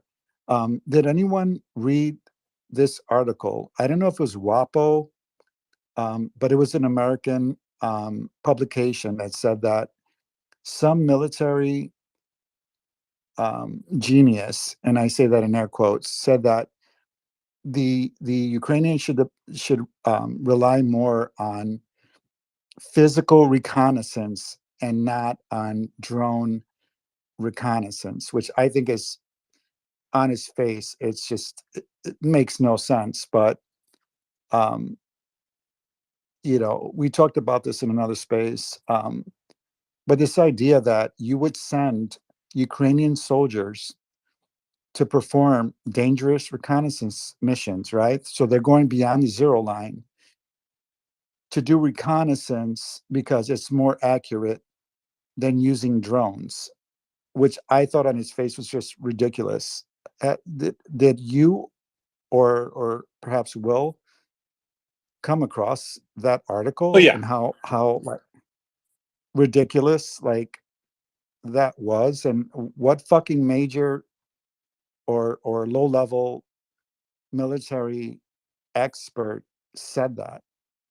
What? Why would you send, yeah, like as Chuck says, why would you send a person to do something that a bullet can do?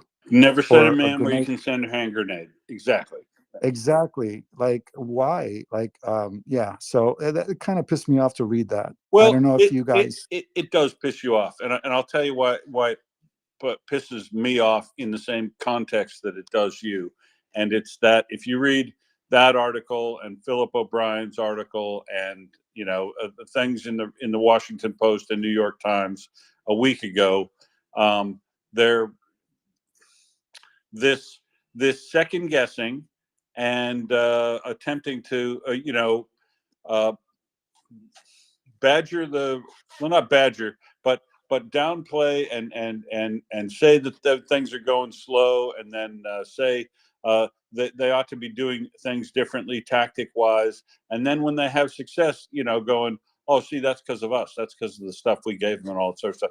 Now, the second statement is actually kind of true. They are using your kit to do this, but the method by which they are doing it is completely designed for this warfare because of things that they don't have, some of which I would remind you, I told you they could have had a year ago. So if Joe Know Nothing from Perth, Western Australia can tell you exactly by system name what they need a year ago, and that is proving to be true today. In particular, I'll say, we were talking about F/A-18s.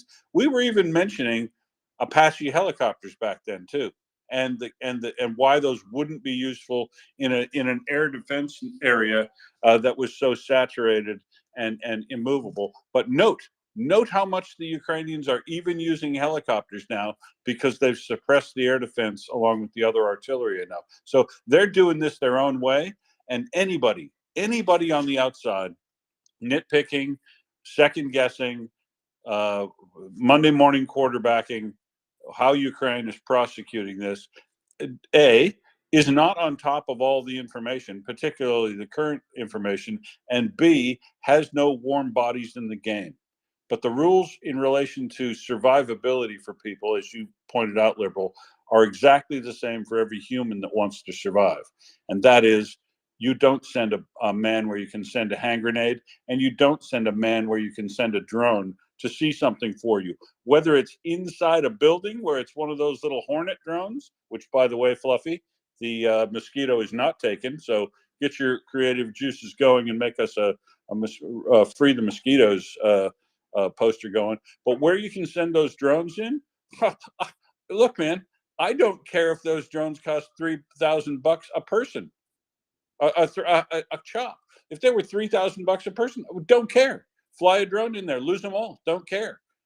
We'll keep producing all the little drones that we possibly can, and I'm sure we'll get enough in so that you won't shoot them all down before we spot where you are and lay in some cluster munitions or Excalibur rounds or Gimlers or whatever we're going to do on, so that there's very little to do once the mechanized infantry starts moving into that area. So this second guessing, it really does piss you off, liberal. I mean, I'm sure in that other space, which I'll say again, you're dead to me for visiting other spaces. But the key is that it does piss you off because no U.S. bodies, no Australian bodies, no Dutch bodies, no bodies are in this war on Ukraine's side unless they volunteered to go there. And so we have no right to second guess their strategy or their motives or whatever outside of we want to provide them support so that they can win rather than just survive. That's where I draw the line. But we'll report facts as we see them and let others judge things. But it's way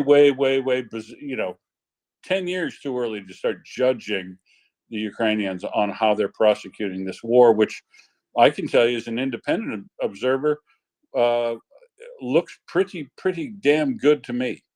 Where's the Washington Post talking to some of the folks who are in here in MriyaReport day by day?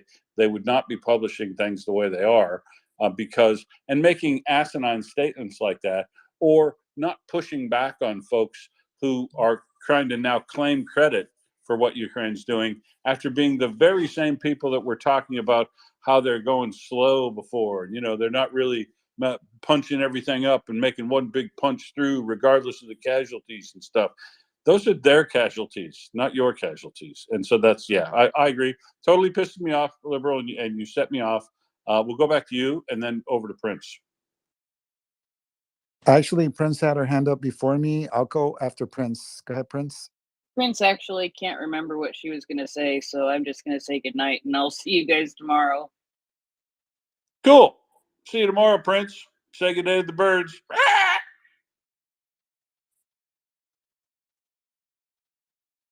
All right, so I'll carry on, liberal. Well, I'm gonna like ruffle some feathers and open a can of worms and maybe make people unsettled.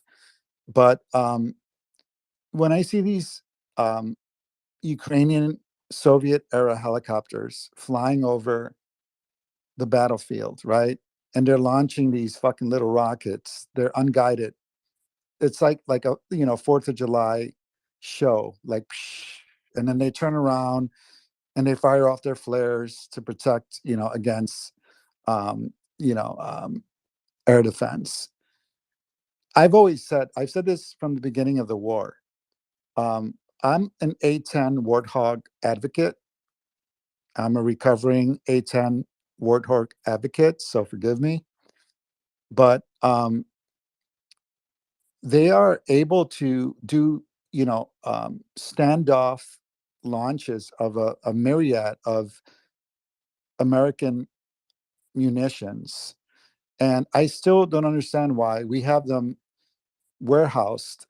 They're easy to fly. You can literally fly them off of a highway. They're easy to maintain. They're easy to learn. I know I've had like Colonel Jeff Frisch, and other people speak against this. But my point is, you have Ukrainians in 64 tanks. This is, the A-10 is a close air support asset. I don't understand why they're not in Ukraine right now when we have an abundance of them. They're not hard to maintain, and yet Ukrainians are flying helicopters, to the front line, launching unguided missiles, or not missiles, rockets, actually, when the A-10 was designed to be a tank killer. It's just basically a flying truck with lots of potential. And don't forget the BERT. Because the that's what it actually is. It's a 20 millimeter Gatling gun autocannon with a plane wrapped around it. Yeah, it's I think it's a 30 millimeter, if I'm not mistaken. But I guess my point is, Will, not to be facetious, it's a flying tank. It's the pilot has a titanium tub. It can take a beating. I've seen some come in with like practically one wing and one engine. My point is that given this war, given that it's we're back into like trench warfare, like that specific airframe was designed to target armor and to provide close air support. And Killed, until they get the like you say, killed more tanks in Iraq than any other air platform. yeah, also their survivability, but also imagine being a Russian in a trench, and these guys are coming in and they're just like brrrr, like the psychological advantage that would inflict on the Russians. It certainly know, helped on yeah. the American side, didn't it? My buddy who was in a tank platoon commander of tanks in Iraq had said that the level of comfort you had with A-10s slowly circling, almost hovering around the edge of the battlefield was phenomenally morale inspiring for the American troops that were underneath, he said. Correct. Even just the sound of the bird was enough to inspire you if you were American, and enough to demoralize you if you were not. Yeah, but Liberal, we were talking about a year ago, or at least 9 months ago, we were talking about A-10s and AH-64 helicopters, or the Longbow, the British version of it, and how they might be useful. But the problem was the air. It's too risky, not survivable. All these things, but there are Su-24 and Su-25 pilots, and Mil-8 and MiG Hind Eats, or MiG-24 type helicopter, Mil-24 type helicopters, flying these unguided Hydra rockets that they got from the United States. And as I said, the unguided Hydras and the even 122 millimeter unguided rockets on the Su-24s, they are better than nothing. Of course they are. They are actually probably a bit more accurate than we were even estimating, based on the spread analysis that I've seen recently for unguided rockets. But the thing is, if those were A-10s or Hind Ds and had Maverick missiles on them, and I think that survivability should be in the eye of the user, and survivability of a pilot, an A-10 pilot in this environment, would probably be arguably equal or better than an Su-24 and Su-25. They're similar role aircrafts, but I'm just going to go out on a limb here and say that the Yank version is a better plane. So it's never made sense to me.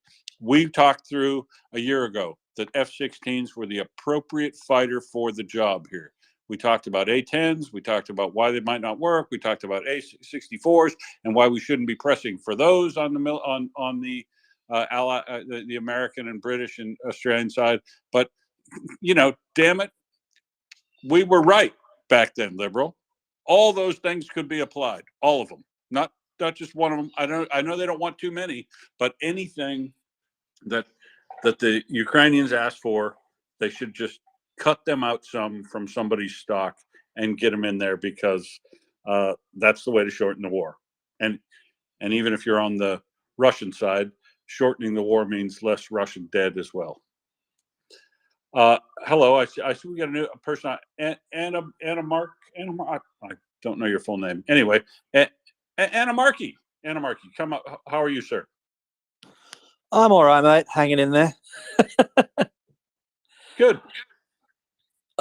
I kind of wanted to jump in on this conversation because I'm a content creator who covers the war in Ukraine, very heavy focus on the air war. And I wanted to get it. When I heard talk about the A-10, I kind of wanted to get in, if that's all right.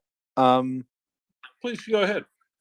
The A10 is a bit of a problem for a number of reasons. All of the points you brought up are technically correct and in good faith, I would say. The A10 is an excellent close air support platform. However, it finds much better use in uncontested airspace, which is what it's designed for. Really, in the modern era, it was sort of retrofitted into a counterinsurgency aircraft to cooperate with coalition forces in Iraq and Afghanistan. It saw extensive use during the war in Iraq, the Gulf War specifically, where it basically dismantled Saddam's tank force in several cases. However, I would like to point out that other NATO platforms, such as the F-111 and the F-16 and the F-18, had similar performances during the Gulf War, and the F-111 actually had a superior kill rate on Iraqi targets than the A-10 did. Now, I'm not suggesting for a moment we give the Ukrainians a variable geometry airframe, because their technicians have enough problems as it is. Not that we have any in stock anymore. Plus, we'd have to go dig them up out of the desert, mate. Yeah, I know. I want the pig back as much as any patriotic Australian does, but like I can't, I can't justify the absolute hell on the maintainers that would inflict. But I would say that the A10 has a lot of logistical and operational issues in deployment to Ukraine, mainly due to the overlapping integrated air defense of both sides. And I know it sounds a bit strange, but the way the air defense situation in Ukraine operates at the moment is the Su-25 pilots and the Su-24s fly in at Mach Jesus 3 feet off the ground. They're pulling branches out of the intakes, right? Like, they are going fast. Their Mi-8 pilots, same thing. Like, I've used footage on some of my YouTube videos where the shadow of the helicopter is almost meeting the wheels. Like, they are lawnmowers. They are quite literally the world's most expensive lawnmowers.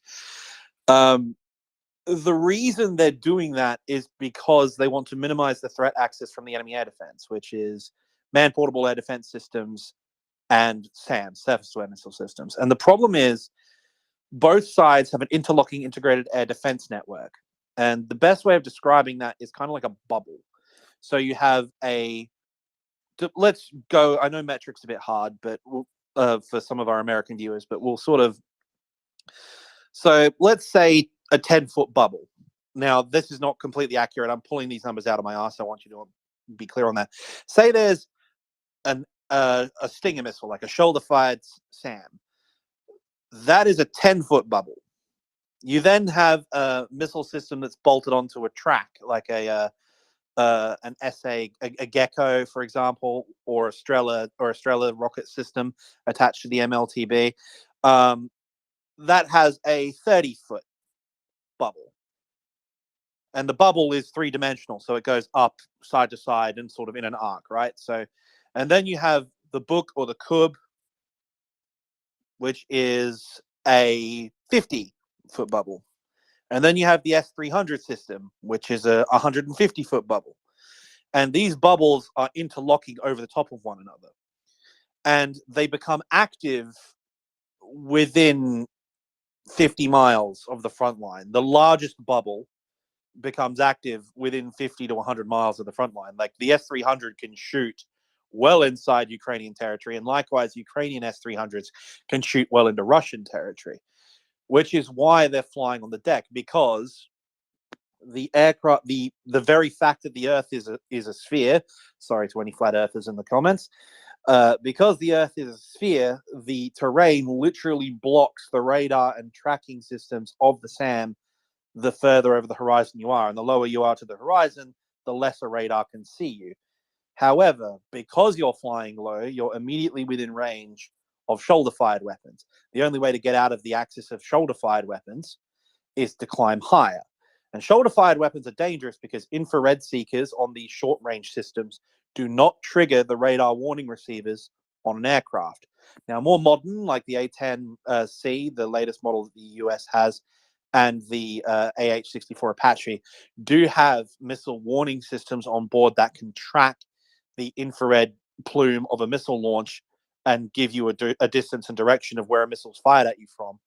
but most aircraft don't have that. They are reliant on a radar warning receiver, and that is not triggered from short-range systems because they're guided by infrared. So when you're flying in low, you can't risk going over enemy territory and within the weapons envelope of guided missiles like the Maverick, because you will be inside the WES of the enemy's air defense system. The only way to counter that and employ those weapons effectively is to climb higher, which puts you within range of the S-300 and the Kub, which will almost certainly, with the density of air surface-to-air weapon systems in Ukraine, the survivability of even an A-10 is 20%, if that. There is just so much steel flying in the air. There's no way for any aircraft to get inside the air defense network. So what Ukraine really needs, and I'm going to come back to my original point why I wanted to get in on this, is the F-16. They need every single one of them we can possibly throw at them, and they need suppression of enemy air defense weapons. They need HARMs, AGM-88s, and they need JSOWs, joint standoff weapons, which they can use to blast SAM sites into oblivion. And once we have got them enough F-16s to clear the SAMs out of the way, then we can start thinking about sending them our A-10s and our older F-18s and the older stuff that is more optimized for a ground attack role. But we need to get them as much suppression of enemy air defense first. And of course, the other factor is, and this will be my last bit on this, is that with the F-16 and even the F-18 with Finland's operation of that aircraft, with the F-18 and the F-16, we have operational bases in Europe right now with all the gear ready to go to logistically support them. If we were going to send Ukraine A-10s, first, the A-10 isn't exactly the most user-friendly aircraft. Yes, mechanically it is, but in terms of operation of all the systems, it's basically a Commodore 64 that's had an RTX 3080 bolted onto it. In terms of its systems, it's like putting a modern car's computer control system into a Chevy from the 1970s. They just sort of bolted all this technology into it.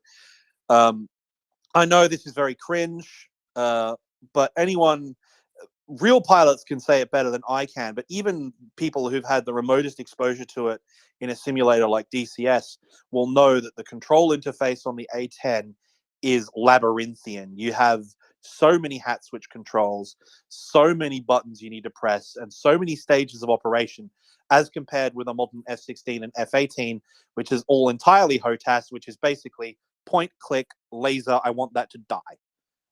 So the A-10 is a pain to learn. It takes a lot of experience to fly.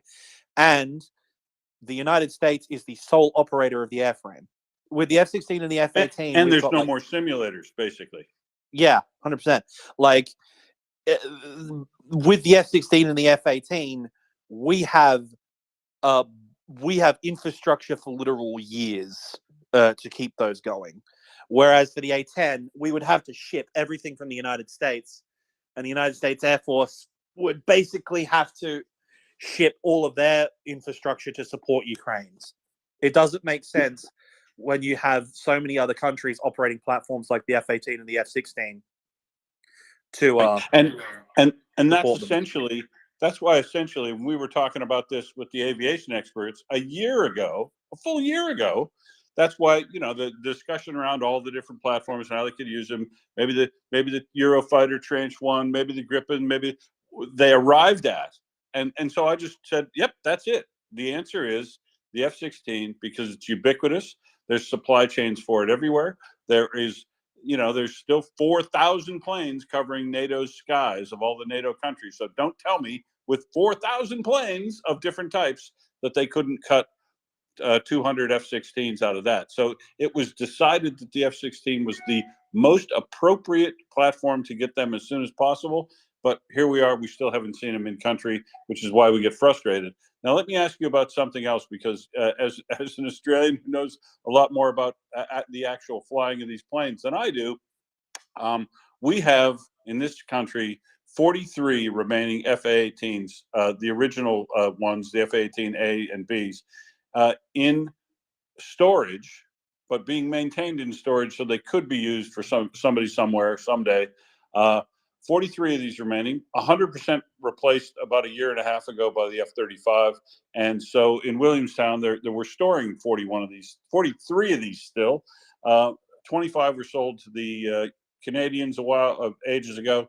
And then a U.S. an OP4 company from America bought apparently about 20 of them, and we're supposed to take them off of us, but then decided not to execute that contract, even though I think the exclusivity date is still open at this point for $265 million or something. But they've said they're not going to execute that contract. So these things are literally going to get sold for scrap, or parted out, or in my opinion, should be donated to the Ukraine's efforts. With Boeing said that about 14 of them were capable of going into service almost immediately. The remainder would need to have some refurbishment that could probably be done in Seattle and then passed on to Ukraine. But Meta was up here the other day, and I think she has a fantastic idea. She's from Finland. They still operate the F-18. They still have training bases. They still have places where they can park them. They have maintenance, they have ordnance provision, all the setup because they still operate them. Wouldn't it make the most sense to send the 14 of those planes that could go into service relatively soon over to Finland, let Finland slot them into their system, and get them training F-18 pilots as well? Because let's say they get 200 F-16s, 200 F-16s providing air dominance or air superiority, and 43 F-A-18s once they can all get there in 6 to 9 months or whatever, and however long it takes to train pilots. That is a formidable air force for air superiority and ground attack in relation to Ukraine that they will need when this war is over anyway, because they're going to have to maintain the peace after that. Does that not make sense to you, given what you know? Absolutely. I have an entire video on my YouTube channel planned on that very subject. Is yes, Finland have F-18s and they own and operate them already. And all of the weapon systems that Ukraine needs to carry out the mission required are operable from our F-18s, all of them. So it makes sense for us to donate them with Finnish support, and Boeing if they're in. And we could do all that for probably less than a couple $100 million Australian dollars, which is a lot of money. I'm not going to poo-poo that, but the fact is, we're in a budget surplus, and we can do that. At the same time, we're doing everything else in relation to cost of living, and I know we're heavily distracted by the voice vote and all these things going on, but it's not like we can't do all these things at once. And another $500 million of Australian support for a liberal democracy that's in an existential survival just doesn't sound like a big ask to me. I don't think so, no. I've been advocating for the transfer of the F-18s for a while. But yeah, that's basically the crux of the matter, is that the platform that they need suppression of enemy air defense more than anything. And the F-18 Hornet at a combat load can carry 4 harms, and they're designed to carry them. Our Charlie Hornets can carry 4 harms off the rail, ready to go, complete with a full spectrum of weapons. They're also calibrated for JSOW as well, and of course the F-18 has the advantage of being a multi-engine airframe and built for carrier ops. Basically, it's rough and tumble in terms of operating off of the airfields that the MiG-29 is currently operating off of, which is highways and older dispersal fields from the Cold War days to prevent Russian targeting of their platforms or their air bases. It really is the aircraft I would recommend, because it's the one that we can get. The biggest obstacle to all of this is training. And that's the one thing that I have been furious at Western governments about, including our own. We are not providing, we should have been training Ukrainian aviators on our systems before this war even started. They should have been on the integration way before this. They should have had plans for F-16 purchases and other such things years ago, but they all hoped that it wouldn't develop to this. Now that it has, I mean, realistically speaking, the one aircraft which I would like to see Ukraine get is the Gripen. It's the one thing I think they should get, mainly due to the capability that the Meteor missile provides and the operability from rough strips and highways, etc.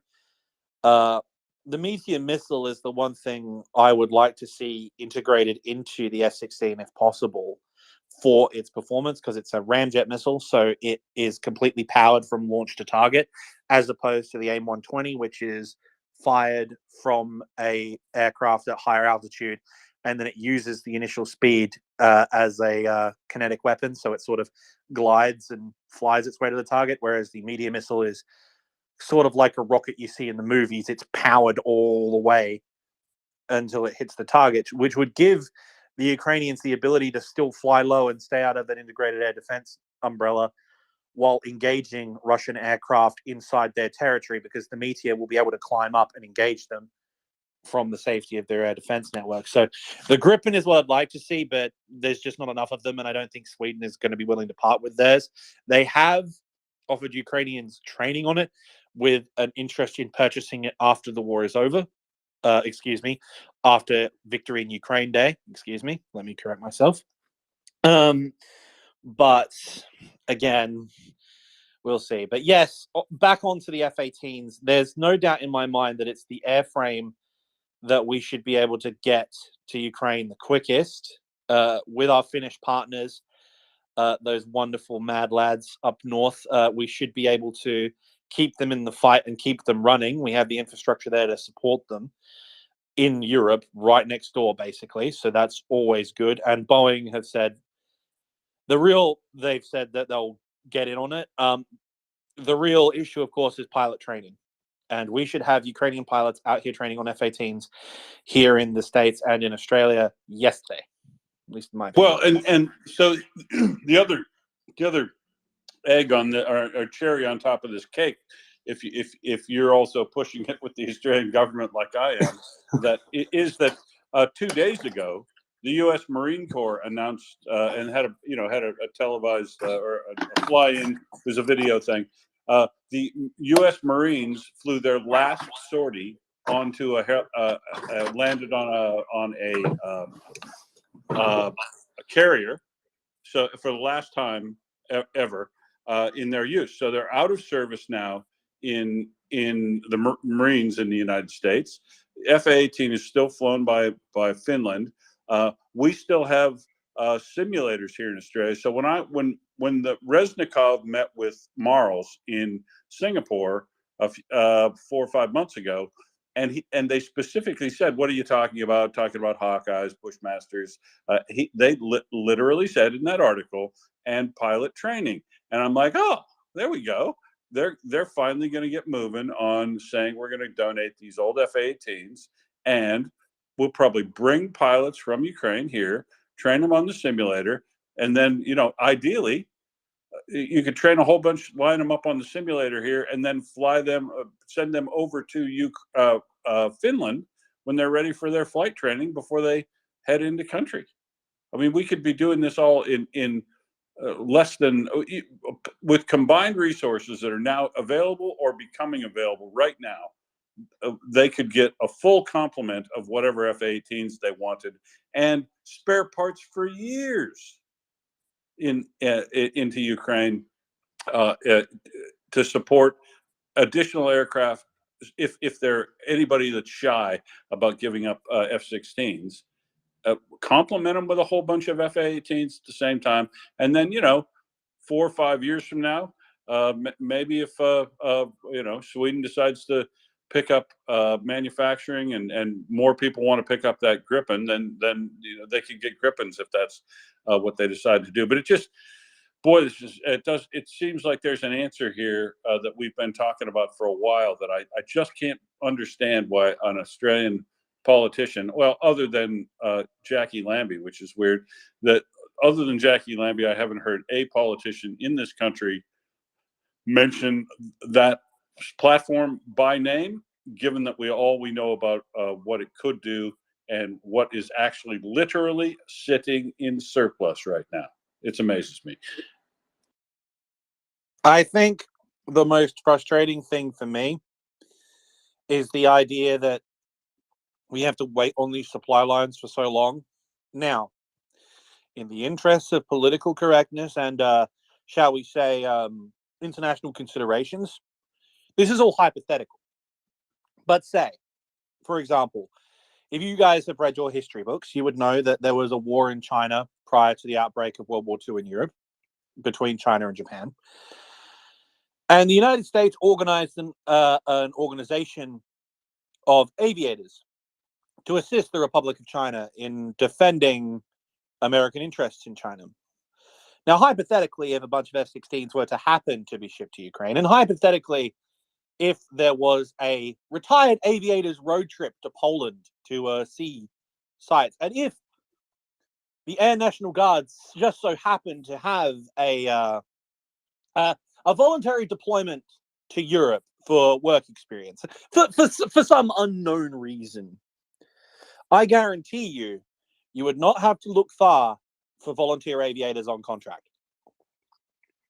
You got to give old NATO fighter pilots from the 1990s the chance to get the title MiG killer, and they're going to turn it down? I do not think so.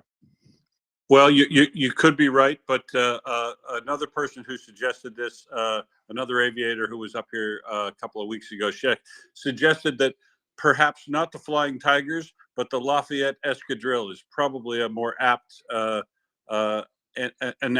analogous description of what could happen here. But yeah, I agree with that too. I do, Anarchy. That's very spot on. Sorry, Liberal, I left you waiting there a while I went back and forth on those FA-18s. What would you like to add? Yeah, no need to apologize. It was a very interesting exchange. I wanted to say a couple of things, if I can remember them in order. And to Markey, I'm not advocating for A-10s over F-16s or F-18s. Number one. Number two, Russia doesn't have air superiority over Ukraine. And then number three, if the Ukrainians are using Soviet helicopters to launch rockets, I don't see how having A-10s at standoff would be a detriment to their frontline attack at all. I'm not suggesting that the A-10s are somehow the magic bullet that the Ukrainians need. What I'm saying is the A-10s might be helpful in this particular conflict. If you look at it, it's trench warfare. It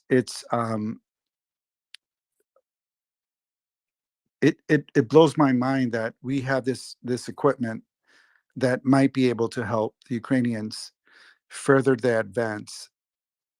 And I think that the A-10 might be helpful on some level. Oh, it very well might be. But the key is, Liberal. I think the other point is want to limit the number of platforms that they're using because of number of pilots, number of locations where you see supply chains and all that.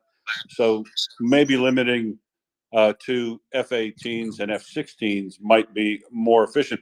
But I'm with you, man. I would reckon you just ask the Ukrainians what they want, and if they want the A-10, goddamn, get them out of the dust, because they're obviously not being they're not ever going to be used again by the United States. I would like to actually answer his points there. So go ahead. The issue with the A-10. So first off, on Russian air superiority, no, the Russians do not. But the key point here is the Ukrainians don't either. What we have is kind of mentioning World War I is kind of an apt point, because what we have is World War I in the sky. Because of the concentration of surface-to-air missile systems, there is a no man's land along the frontline area where neither side can push fixed-wing assets or rotary assets above a certain altitude inside that area without getting immediately targeted and killed. That's the issue. Second of all, the reason why the Su-25s and the Mi-8s are doing indirect rocket fire is because that doesn't require line of sight for the weapons platform to hit its target. It's an indirect. It's kind of like lobbing a JDAM, if that makes sense. For those of you who don't know how to do that, you pre-position a target's coordinates inside the weapon system, and then fly at Mach Jesus on the deck, and then Cobra up, and that arcing motion is kind of like draining a 3 in basketball. You release the weapon and it sort of arcs, and then the GPS guidance kit on the bomb guides the weapon to its target. The problem with the A-10 and Mavericks and the other weapon systems aboard the A-10 is if we did provide the A-10, what they'd end up having to do is basically they'd be flying an Su-25 like a Frogfoot, just slower. The A-10 is slower than the Frogfoot, and all we'd end up doing is they wouldn't be able to climb high enough to get line of sight on the targets with their Mavericks and other guided systems, like the laser-guided K-rockets, the laser-guided Hydras, for example. They wouldn't be able to get to an altitude where they could employ those weapons on the front line without coming into range of S-300s and S-400s and books on the front line, which would kill them almost immediately, because we don't have enough suppression of enemy air defense assets to neutralize those SAM sites for the A-10s to do their job.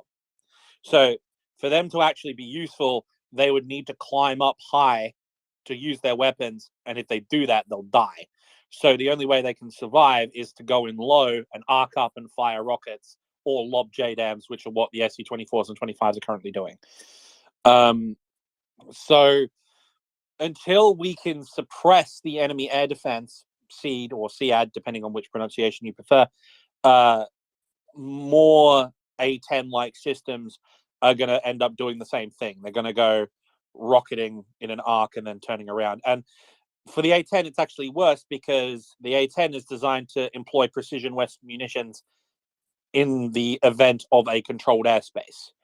Whereas the Russians knew when they designed this thing, or the Soviets knew when they designed these aircraft, that contested airspace was more than likely due to NATO's air dominance. And so they designed the rocket arcing technique is actually in Soviet field manuals for their aircraft and their helicopters for this very reason, in case you're operating in a contested airspace. The A-10 doesn't have that. So it's actually ironic that as long as the integrated air defense systems are still intact, it's actually better for the Ukrainians to keep using their Su-25s and Mi-8s than it would be for us to provide Apaches and A-10s. Now, once the F-16s and F-18s blast those infernal SAM sites to high hell, we need to send them everything, like Apaches, A-10s, whatever we got, Cobras. Once we've got an ability to shut down that air defense network, we give them everything they need, and we will pave the road to Moscow with T-72 wreckage. God willing. Anna Markey, quick question. Sorry, mockers, I see your hand up. Anna Markey, is it necessary for A-10s to arc up to engage tanks or armored vehicles? If they were flying, excuse me, having dinner. If they were flying in the current environment, they would not be able to engage the targets in their design method. No. So they wouldn't be able to engage those targets at all, most likely. The only thing they'd be able to do really would be to use, the laser guided rockets, maybe, if we had enough trained JTACs and joint controllers with the Ukrainian army up front. But aside from Task Group Kraken and maybe the airborne units, I don't think we'd have the people trained to do that. And as for the guided weapons, again, if they had a JDAM, they have JDAMs. They could employ those, but again, they would have to lob them. They would have to fly at low altitude. And the A-10, really, given its speed, isn't exactly the best system to be doing that. You'd be better off jury-rigging that to the MiG-29s if you can. As for employing their main weapon systems, so their gun and the Mavericks. In the current air defense environment, the A-10 is not able to do that currently. No.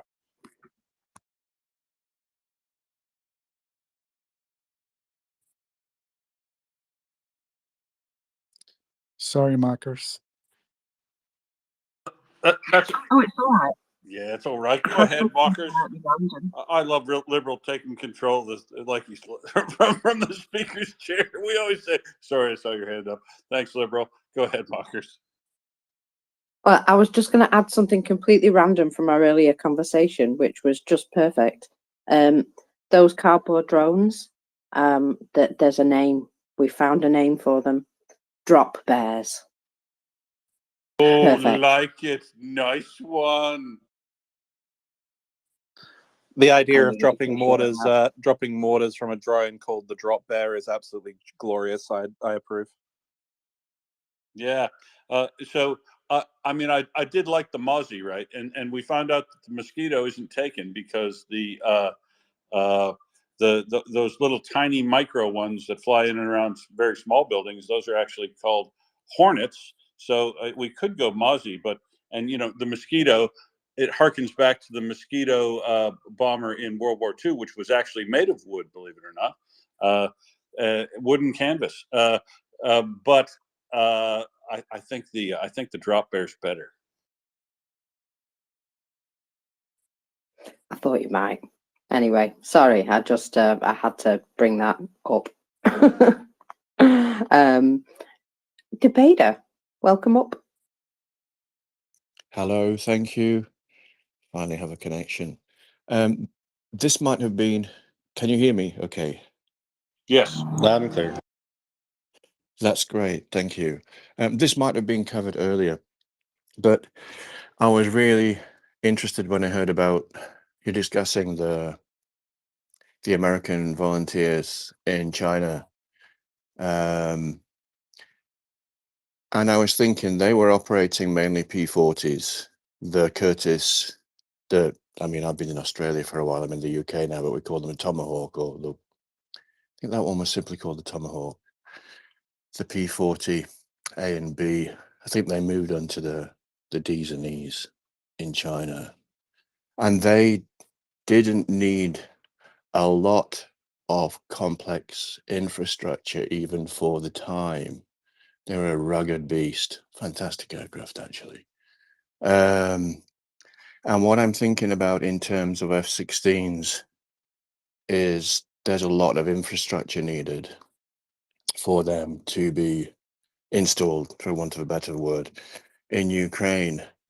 And therefore, in my mind, I could be wrong, but somehow the Gripen seems like a better quick fit. The Gripen is nothing like a P-40, we know, but given the circumstances, the Saab aircraft might be more suitable for the urgent needs that we have in Ukraine right now. That's just my 5 pence worth for this morning. It may as well be £5, mate. You're spot on. Thank you. It'd be so nice to see those Saab aircraft out there. Thanks very much. No, thank you, debater. Thanks for coming up. Hang around. We might end up talking about these fighter aircraft or bombers more. We'll see. What's up next on the list, Mockers? Well, while we were talking about drones, I found a bit of information about drones with regards to Russia's production of drones. And they have announced that they are aiming to manufacture 1,300 Shahed drones by the end of the year. And according to the main intelligence directorate of the Defence Ministry's GWAR, or GER, the drones, also known as the Geranium-2, because they had to give them a different name, of course, will be composed of both foreign and domestic components. However, Vadim Skibitsky, a representative of the GER, has stated that Russia is currently unable to produce such a large number. So I don't know where they're pulling that figure from. Also, the Russian Federation plans to manufacture approximately 118 missiles of the Kinzhal caliber, Iskander, X-101 and X-22 varieties in August, according to a representative of the GER. Sorry, excuse me. Oh no, that was derisive snickering. I apologize. The idea that the Russians could even remotely produce that amount in that time is just no. With what components, may I ask? Yes, yes. I noted a sense of a bit of a tongue in cheek as you were delivering that, Mockers. Yeah, exactly. These are the figures that they're giving out, and we do know that they can produce some missiles. You know, there's no objection to that, but yeah, the numbers that they're giving out seem a little above what their capabilities are currently. I note we have Ryan with us. Good morning, Ryan.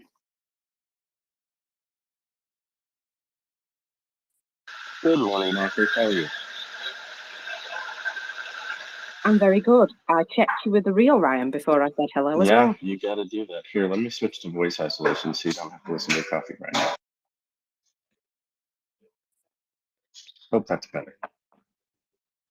I just Yeah, that's popped better. on this morning. I spent the evening with Will Attic, aka Angry Ants. We parted ways this morning because he had some other work to do, and I am now waiting on a couple of my friends from Renegade to meet me down here in Chief because we are in search of some replacement body armor for a very courageous guy whose call sign is Python. He is a foreign volunteer, Scottish, obviously, but got him driving a Humvee a few weeks ago, probably a month or more ago now, and he's got uniform under attack, and his Humvee basically had the whole time under was kind of everything in front of the windshield was down, and he was standing just outside the driver's door when it went off. Ryan, you've just gone a bit muffled. Can you hear me better? That Yeah. was probably muting because she's using a coffee grinder. I'm sitting in a coffee shop waiting on some friends to show up. We're going to buy some replacement body armor for a guy who probably shouldn't be alive right now. And all he's trying to do is get some more shit so he can go back and see what he's good at. And we're going to get him refitted. Is he getting worse again, Will? Yep. Yep. Yeah, it breaks up again whenever the noise in the background starts up. Okay, I'll hang tight when she uses But we got the grinder. you're going to pick up this body armor for the bloke who must have had his destroyed but survived, eh? Exactly. I'll try standard mic mode. Maybe that will give you a little bit of coffee grinder and not mute me when she's making noise. Yes, we're going to get this guy some more body armor. I had the pleasure of meeting him. We snuck him out of the hospital to go have dinner with us one night because hospital food's not so great, apparently everywhere in the world. But by all rights, the guy is a cat with 9 lives. His body armor got shredded. His limbs got shredded because he didn't have body armor on them. But he's itching to go back and issue the Russians some comeuppance.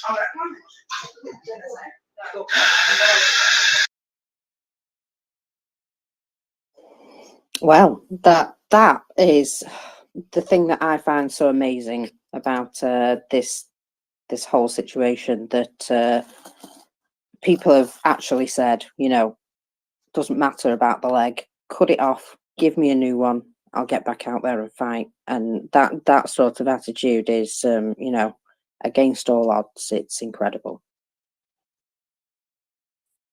Yeah, it's honestly we speechless sometimes. These guys are in it to win it, and I've known American soldiers who were injured overseas, and they want to go home and recover, and they deserve that. I've known foreigners volunteering here who get injured and want to go home and recover. We helped one of them a couple of days ago. He's headed back to Brazil right now because he needs hip surgery. And he deserves that. He's done a lot of hard time here. But it always gives me pause when I meet the guys who came over here, got injured, are from here and got injured, and they don't give a shit. They just want to get back. That's it. Next level bravery and heroism.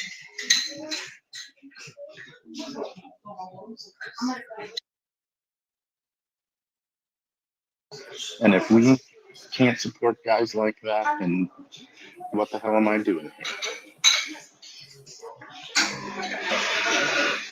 here? You're dead right, buddy. I mean, I can't imagine having to do that one time, let alone getting injured or having your body armor destroyed, and and thinking anything other than I want to go spend a few months on a beach someplace. So yeah, it is incredibly brave and you know, great. I just don't even know what to say to a guy like that. Is so amazing. Me either, and unfortunately, I've looked a few of them in the face, and I don't even know how to respond to somebody that courageous. You just say what we say and mean it, right? Remember, we were talking about months and months and months ago when people say thank you for your service to veterans. Yeah. I mean, you look that guy in the eye. Thank you for your service, and your next coffee's on me. Whatever you can do for him. Exactly. Actually, we picked up the young man from Brazil in Kharkiv. Nurse Anna shot me a message as we were leaving and said, please, please, please, do you have room for this guy? And we barely did. Actually, we offloaded a bunch of our luggage so we could put his in our car and sent ours with somebody else leaving that day. Brought him back to Kyiv. We originally planned on just getting him a ticket to Warsaw because his plane leaves today. And while we were en route, we told him, do you want to spend 2 days in Warsaw, or would you like to spend an extra day with us and we can drive you across the border with a Polish volunteer rather than putting you on a bus like a sardine? He opted to ride with us, so we treated him to a day off before he went back home. And he recounted some pretty remarkable experiences that he's had here, but luckily Ola drove him and another volunteer to the Polish border yesterday. We were kind of worried about one of the guys because he had been removed from Poland because he didn't have Schengen visa. We found out he was deported from Poland because he had a 15-day Schengen visa, and he actually spent 28 days in hospital, so they were mad that he was in Poland too long. His response was, sorry, I was in a hospital, I wasn't really counting the days. Luckily, they made some phone calls at the border yesterday and gave him clearance to get through and get on his plane, and I saw a really nice picture of both those guys being dropped off last night. So, little side quests are very worthwhile, and I'm glad we had a chance to get him where he needed to be. He actually told us that the day he spent with us right before he left was probably the most enjoyable day he had spent in Ukraine, and he's been here for almost a year.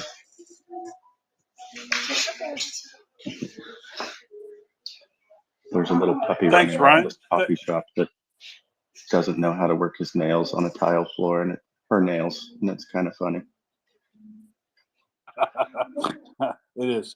Hey, so I saw you made the medicine delivery the other day, and you know, how much longer are you planning on carrying on during this rotation over there? And have you got all? Are you guys running out of anything like you talked about in food packs and things? Protein last time. Is there anything that's in particular need that you guys see that's either current or changing? Specifically right now, one need I know of off the top of my head is more cereals for Kharkiv Humanitarian. The board allowed me to go buy about $500 worth of cereals, which was actually 2 pallets worth of pasta and grains of different kinds. cream of wheat, if you live in the U.S. and know what that is, and some other just basic grains. We have already packed all of that stuff except for maybe 20 bags of the pasta into food kits and delivered it out to the front. I was kind of surprised at how quickly we ran through it all, but we slammed up, I think, 250 meal kits, stuff that we made at Archive Humanitarian, in addition to the 300 or so that we brought them across those 2 trips up from Renegade Relief's food supplies. And we still smoked through all the grains. So if Maria is looking for something to support, I'm sure the folks at Archive Humanitarian wouldn't mind restocking their grain inventory. Metro Mart is kind of the Costco version in Ukraine, and we could do that, but I was, they're so cheap. I was thinking of starting a MriyaReport fundraiser for more of these drop bear drones. How many? We could buy 3 or 4 pallets of those things, I think, and send more of those over. Drop drones are kind of an iffy situation. That's a dual use thing. Surveillance drones, on the other hand, things that can see, are much more copacetic. I have a feeling we won't be allowed to send drop bears. If you're just dropping tourniquets and packages of cream of wheat, then it's no problem. I promise they will. Yeah, they'll only drop small arms ammunition to troops at the front and food packs. Yeah. Trust me. Well, I know Maria did some fundraising for some drones that have unique capabilities. I know Renegade has also acquired one of those drones and will imminently be transporting it.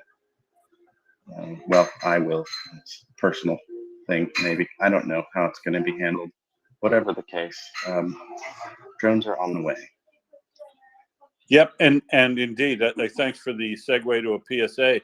We are still raising money as we speak for the 132nd separate recon battalion for thermal imaging drones to supply those. So if you're listening in and you want to contribute to that, our current fundraising campaign, you can still do that by clicking on the donate button on the MriyaReport website and making a donation to a listed charity.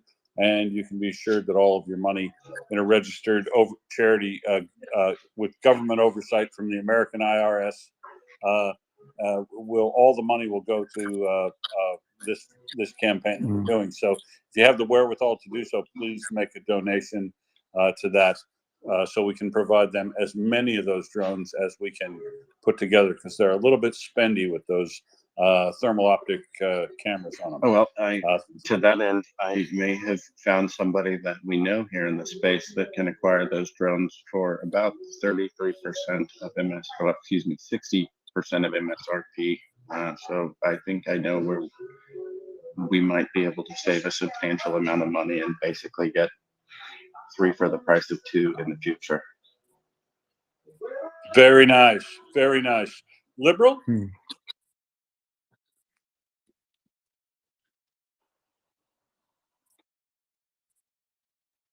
He might have gone to sleep on us. It's quite late for him.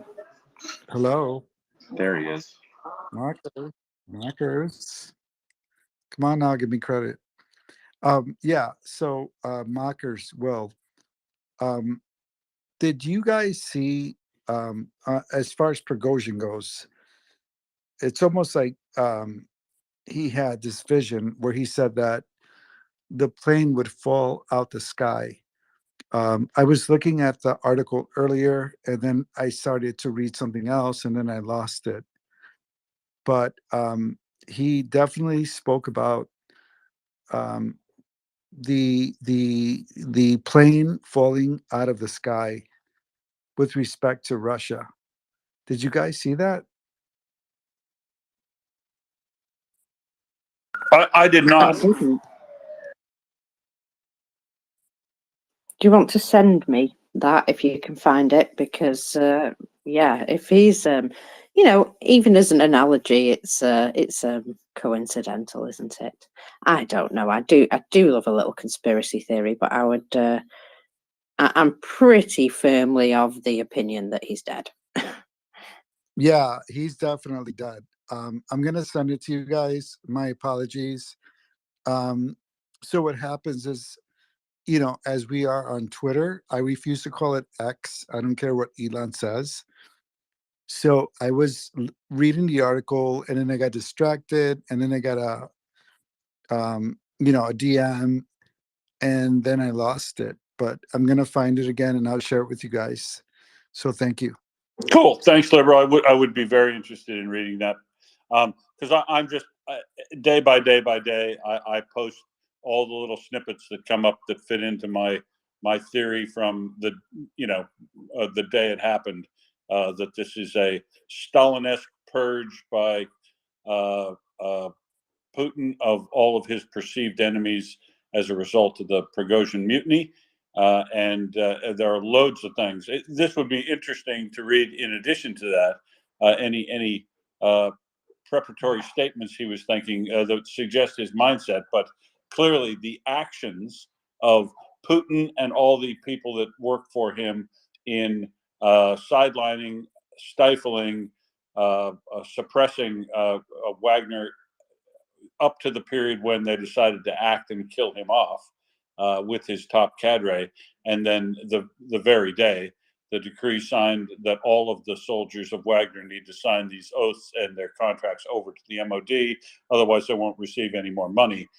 He's cleaning house, and he's cleaning house in the classic way his mentor, or his imaginary mentor, would have done, Stalin.